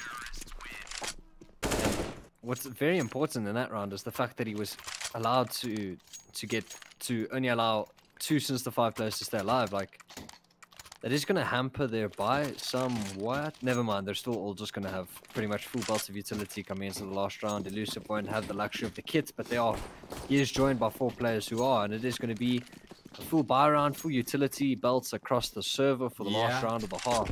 Looks like could be 8-7 or 9-6. We don't really know. But Sinister5, it's been a theme that they get that opening frag and they've struggled to close out rounds after that. Yeah. I mean, it's become a bit of a trend now. That Sinister5 have certainly righted their wrongs in the latter stages of this half. This is actually such an important round when you consider the grand scheme of things. If Sinister5 win this, they're going to take a heap of momentum and confidence into that second half as they secure that 7-8. Whereas if Dynamic get this, they'll still feel really good about their half. The fact that they picked up 9 rounds on the T side of Nuke is always solid. So this is actually a pretty influential round. And look at Deviant. He is not being subtle in his approach right now. No! Dweezil? Hello? Regardless, Dynamic going to continue trudging towards the speed bomb side as the man picks up a swift double again. He is the difference maker in the team. Again, just time and time again, he's just so consistently has that ability. And they went up the vents into the A-bomb side. They completely bamboozled Sinister5. And that should be the 9-6 scoreline confirmed, unless Deviant and Slayer can pull off some sort of mad heroics. He actually does take down Heartbreak, who had the first shot there, but still it's the man advantage. Deviant charging into this A-bomb site, looking for another kill here, but it's going to be the double down as the man and Divo, the two players who did all the damage in the half, are going to be finishing things off. They have 37 kills between the two of them after 15 rounds, Nick. Divo's already got that 20. Nexus struggling to fire, but I mean, Divo's picking up the slack. But now CT side is where it really matters. I mean, T side, yes, you may have the entry fragger, which struggles a bit in terms of the scoring department. But on CT, there's you can't leave slacks for your teammates to pick up. You can't always leave your teammates in 1vx's or in some sort of man disadvantage. Nexus will definitely be looking to show up in the CT side, but ultimately it is the pistol round. 9-6 is the score. Dory's all thrown out by Elusive. There's just going to be this A hit coming out. He's actually going to smoke in front of vents instead of mouth, which is a questionable decision, but it is going to be a bloodbath on the side. Divo with 2 and the man with 1 of his own. Slayer, Elusive, and Deviant all on the scoreboard, and now it's a 2v2. The man and Dweezil. Oh no, Dweezil. Oh no, they're going to continue chasing him here. They want to try and take him down, and Elusive is going to waltz to his death. Dweezil, he's breathing a massive sigh of relief right now, Nick. That never happened, you know. As I said, my eyes were closed. My eyes, I don't see. I just saw the one tap. We had an abattoir. That was crazy. There were so many dead bodies on the floor. And I actually thought that Sinister5 had pretty much secured the round win when they got so far forward with all of their players still alive. But Dynamic with the USPs up close and personal, they make it happen. They win the pistol round, and they get themselves a bit more distance between themselves and Sinister5. It is just the hard eco for Sinister5 now. So this has to be a round win for Dynamic. Does seem like Dynamic Dweezil's pushing this. Oh, never mind. Deviant actually glocks the man in the meantime, but doesn't seem like there's much to say in this round. Just cleaning up these glocks, and looks like it's going to be 11-6 to be the score. And the buy round is going to be coming in from Sinister5, but it does look like Dynamic have just been the better team so far. This map, they won pistol round, they won the round after, they then lost the bonus round to Sinister5, but then after those 3 rounds, after they got the economy back in, they were able to post 5 in a row. Sinister5 had a little bit of comeback, but Dynamic still made those rounds close. And now they have to win the second pistol of the map, win the buy round after that, and now we're looking at 11-6, and Sinister5, they could be on the end of a hiding that they gave to Dynamic last map. Yeah, that's exactly the situation right now. Sinister5 with weapons in their hands, looking to try and get themselves to winning ways in the second half. They don't want to allow Dynamic to get too far ahead before they start making some inroads on the T side. Zero chance posted on the angle. Might get an opportunity. Nice shot from him there. Takes on Nexus, who's actually hasn't been able to get going at all on Nuke. He's only got 5 kills so far. Zero chance has an inclination that somebody is creeped in that corner there, and he's completely correct. It's Heartbreak with the MP9 who's actually going to get the better of him, and now lately pushing forward, looking to try and trade, and he does exactly that. But elsewhere on the map, the frags are being traded back and forth as well towards the lobby. Dweezil, he's got the audio cues as well. Deviant recovers the bomb, but Dweezil continues to push forward. Dweezil doesn't anticipate this, and now it's back into the 1 versus 1, but Dweezil not going to be expecting Lately to also be coming from T-spawn. He backs up into him, and that means Sinister5 are going to be getting on the board here in their second half.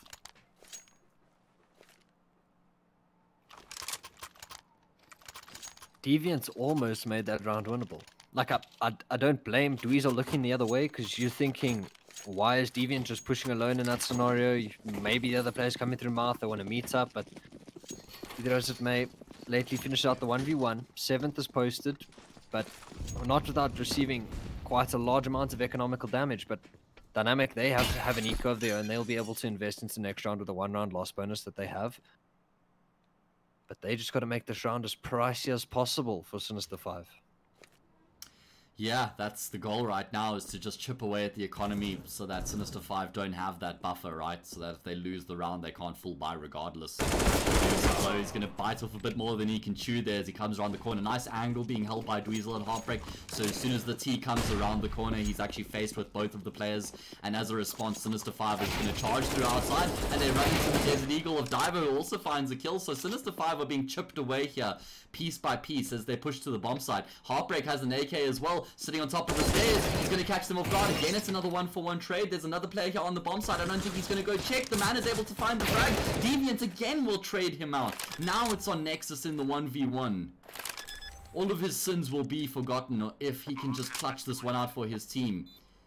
He doesn't have armor. Oh, he does actually have armor, excuse me. No kit, no util. So it's going to be down to the gunfights, and Deviant reads him like a picture book.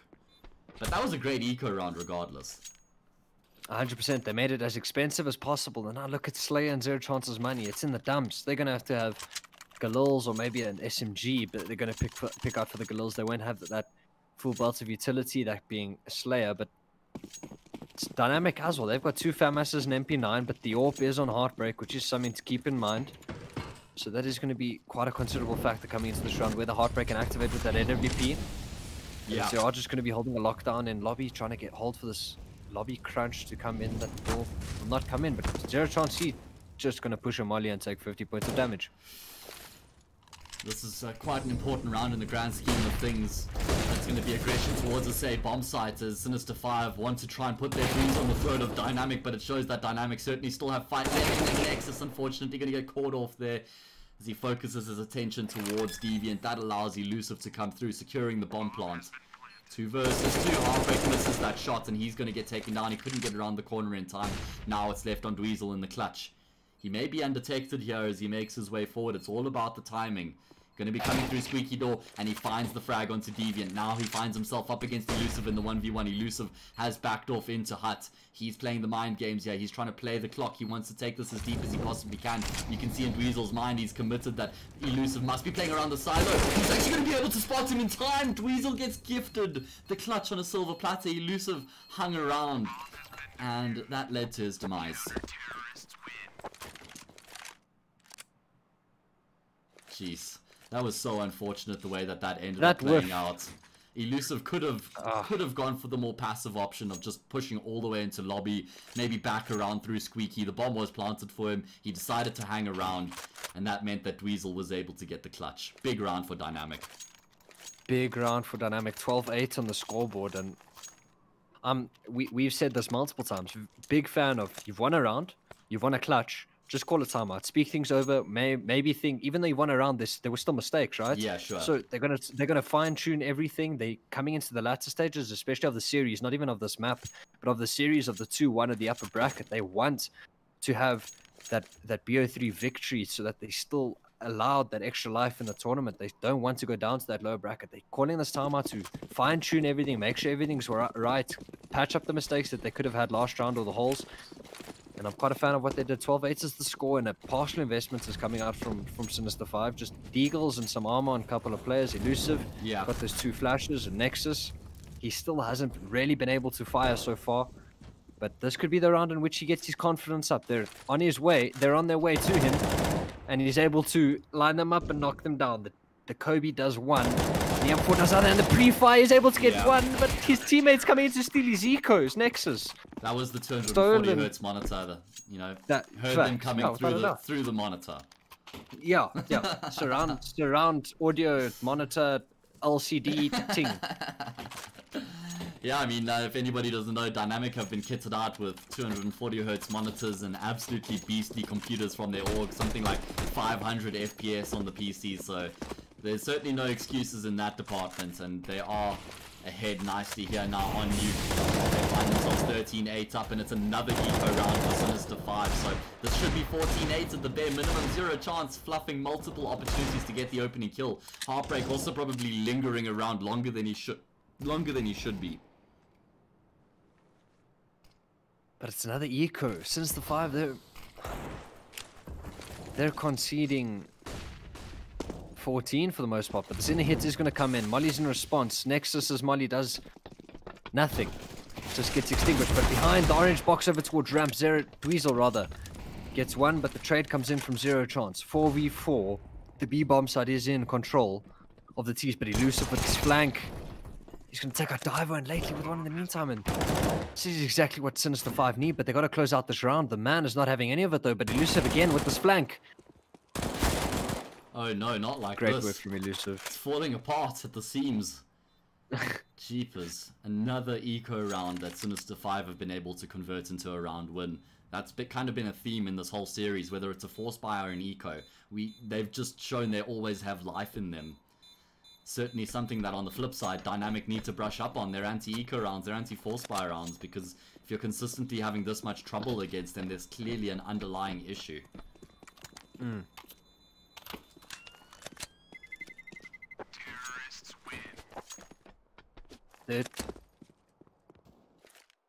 13-9 is the score, and jumping into another investment, I assume coming out from both sides. Diver's already purchased up the half armor, but the question is he going to pick up anything else? It doesn't look like it. Heartbreak, they're just buying up to 2k are all the players, and we're going to see another partial investment. They're going to try work around that AWP on Heartbreak and 5 rifles on the side of Sinister5, and they're just going to hightail it towards outside quite early. Nexus being the first to be entertained. Through the smoke, he's going to try to get something done, but they're just going to try for a fast inner split, or rather a heaven wrap through the smoke. Wow. Lately takes down Nexus, his ex-teammates, and now heaven control, but Diver's having none of it. He's got 27 kills, man. He hasn't slowed down since he's moved over to the CT side. He has been an absolute monster throughout this entire map, let alone this whole series, actually. Still looking to continue to have an impact shot with the Desert Eagle. Once again, he lands another nice shot, focusing his attention towards heaven. He could find another one, though Deviant is going to be able to bring a bit more calm to the situation. These 3 remaining players for Dynamic have been able to salvage a couple weapons, though. I'm interested to see whether they're actually going to commit to the retake or not. Heartbreak has the AWP in his hands, and he doesn't have that much money in the bank, so I think he's going to be waiting for his teammates to see if they can get something done before he commits, while he just holds the angle. He goes one better. He takes down Zero Chance. Now his teammates can actually start to activate. It's actually left on Lately in the 1 versus 3 touches, so the angles for him to try and cover, he's not going to be able to get the job done. Dynamic win an eco round of their own, and with that, they get themselves 2 rounds away from closing out this series, Nick. As you said, Sinister5, the eco round win seems to be the theme that we've seen throughout the series, but Dynamic respond with one of their own, a bit of a partial investment. All players bought to 2k and Heartbreak on that AWP, but ultimately Dynamic, the round just goes their way, and now Sinister5, they're left scratching their heads. 14-9. They're still able to afford another buy. A couple dropped AKs from Elusive and Slayer towards their teammates, but it is another full buy round from both sides, and this round is quite pivotal in terms of the whole game. If you concede 15 in your Sinister5, it's definitely nothing that you want to do, but the side of Dynamic, you lose this round, and the only player with considerable bank is that of the man, so you're looking at double eco territory if you do lose this. For sure. Which makes the round, especially the map, rather extremely entertaining for the latter part of it. If it's 14-10, you're looking at 14-12 possibly until you see the next buy round for Dynamic, and this round is extremely important. On the flip side to that, though, if Sinister5 lose this round, they don't have much money in the bank to buy up in the next, so this one's really vital for them to keep themselves in the hunt here on Nuke. Will Divo get that dirty 30? The man, he's not far away. He's got 23, but Divo's pulled ahead here in the second half. Sinister5 congregating towards ramp with 2 of their players, and they've also got 3 players who have gone down secret into the B bomb side.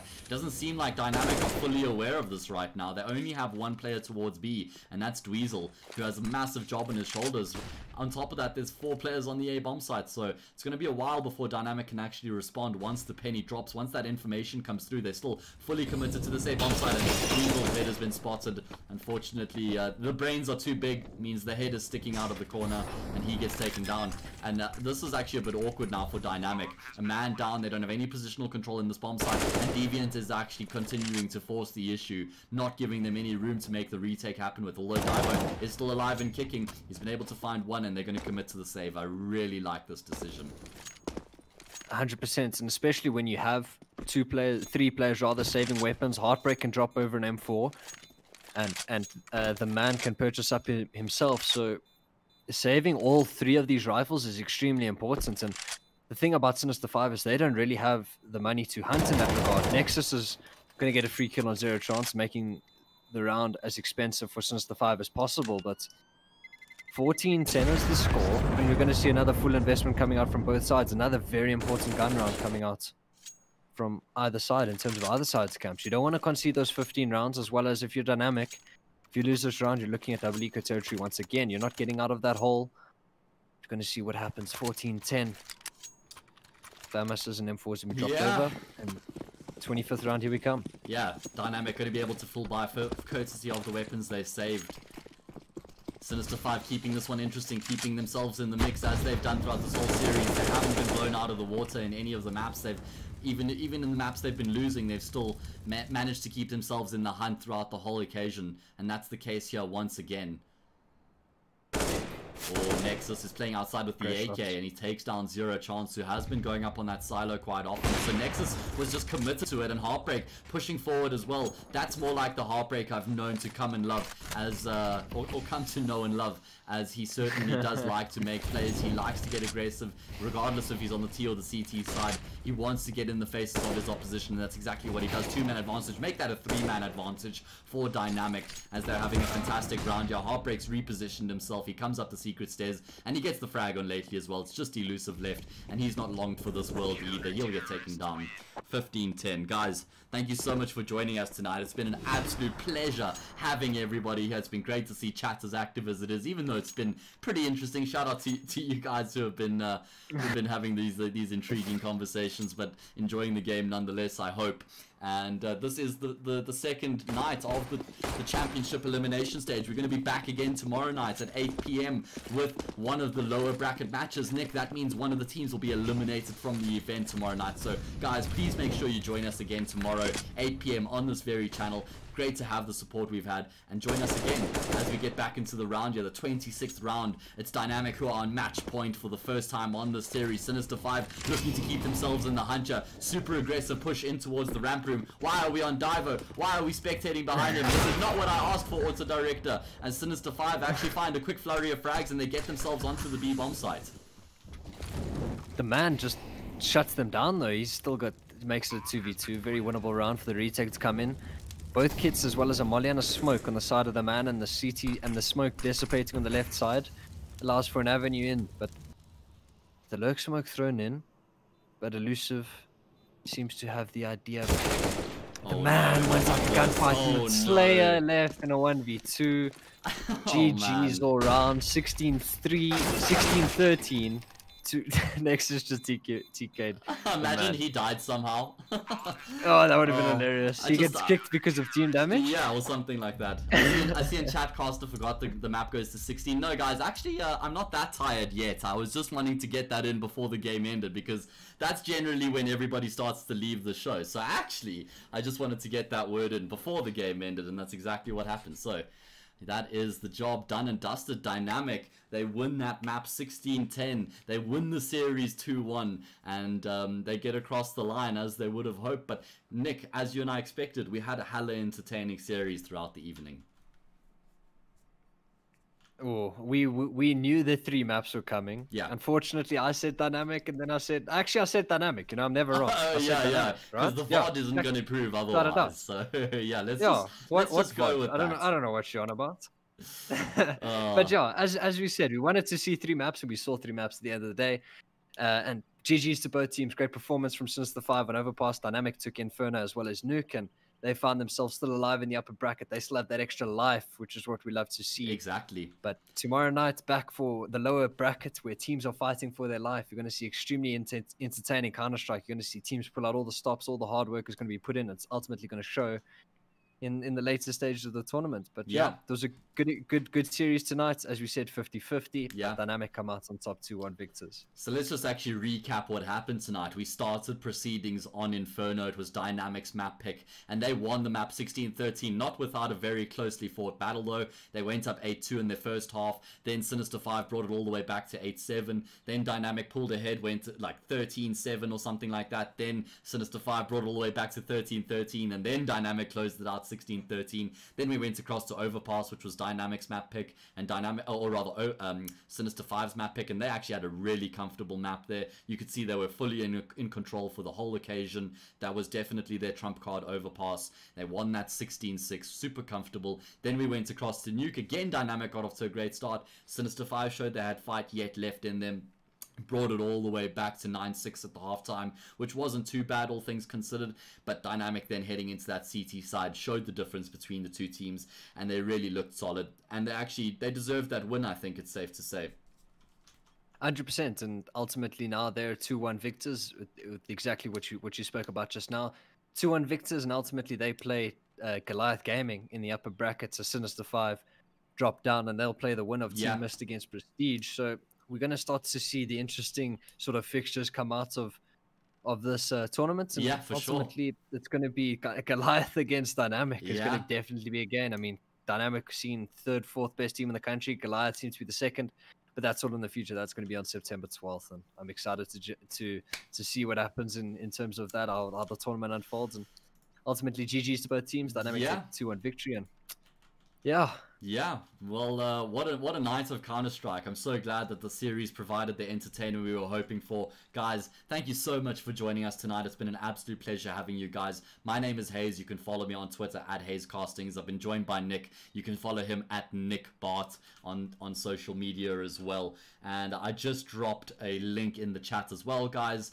You can head over to that website and you can see everything you need to know about the tournament, the format, the matches that have happened, the group stage, this stage, the results of previous games, the prize pool breakdown as well, which is a 210,000 Rand prize pool in total, by the way.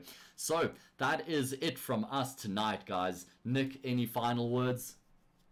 I'm just saying, you got to hit that follow button. Nick, say it. You got to hit that follow button to keep up to date, and keep up to date on the socials. We'll let you know what games are getting casted when, and you know where it's going to be the Telkom VS Gaming Masters Twitch channel, which is the one you're watching right now. So hit that follow button. Be sure to keep up to date, and we'll catch you guys tomorrow and later on in the week. Every day, every night, there's a game.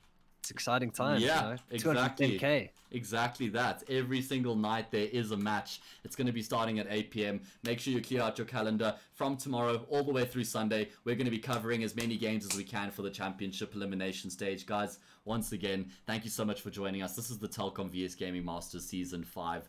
We will be back tomorrow night with a lower bracket match. Join us and have a good rest of your evening. Good night.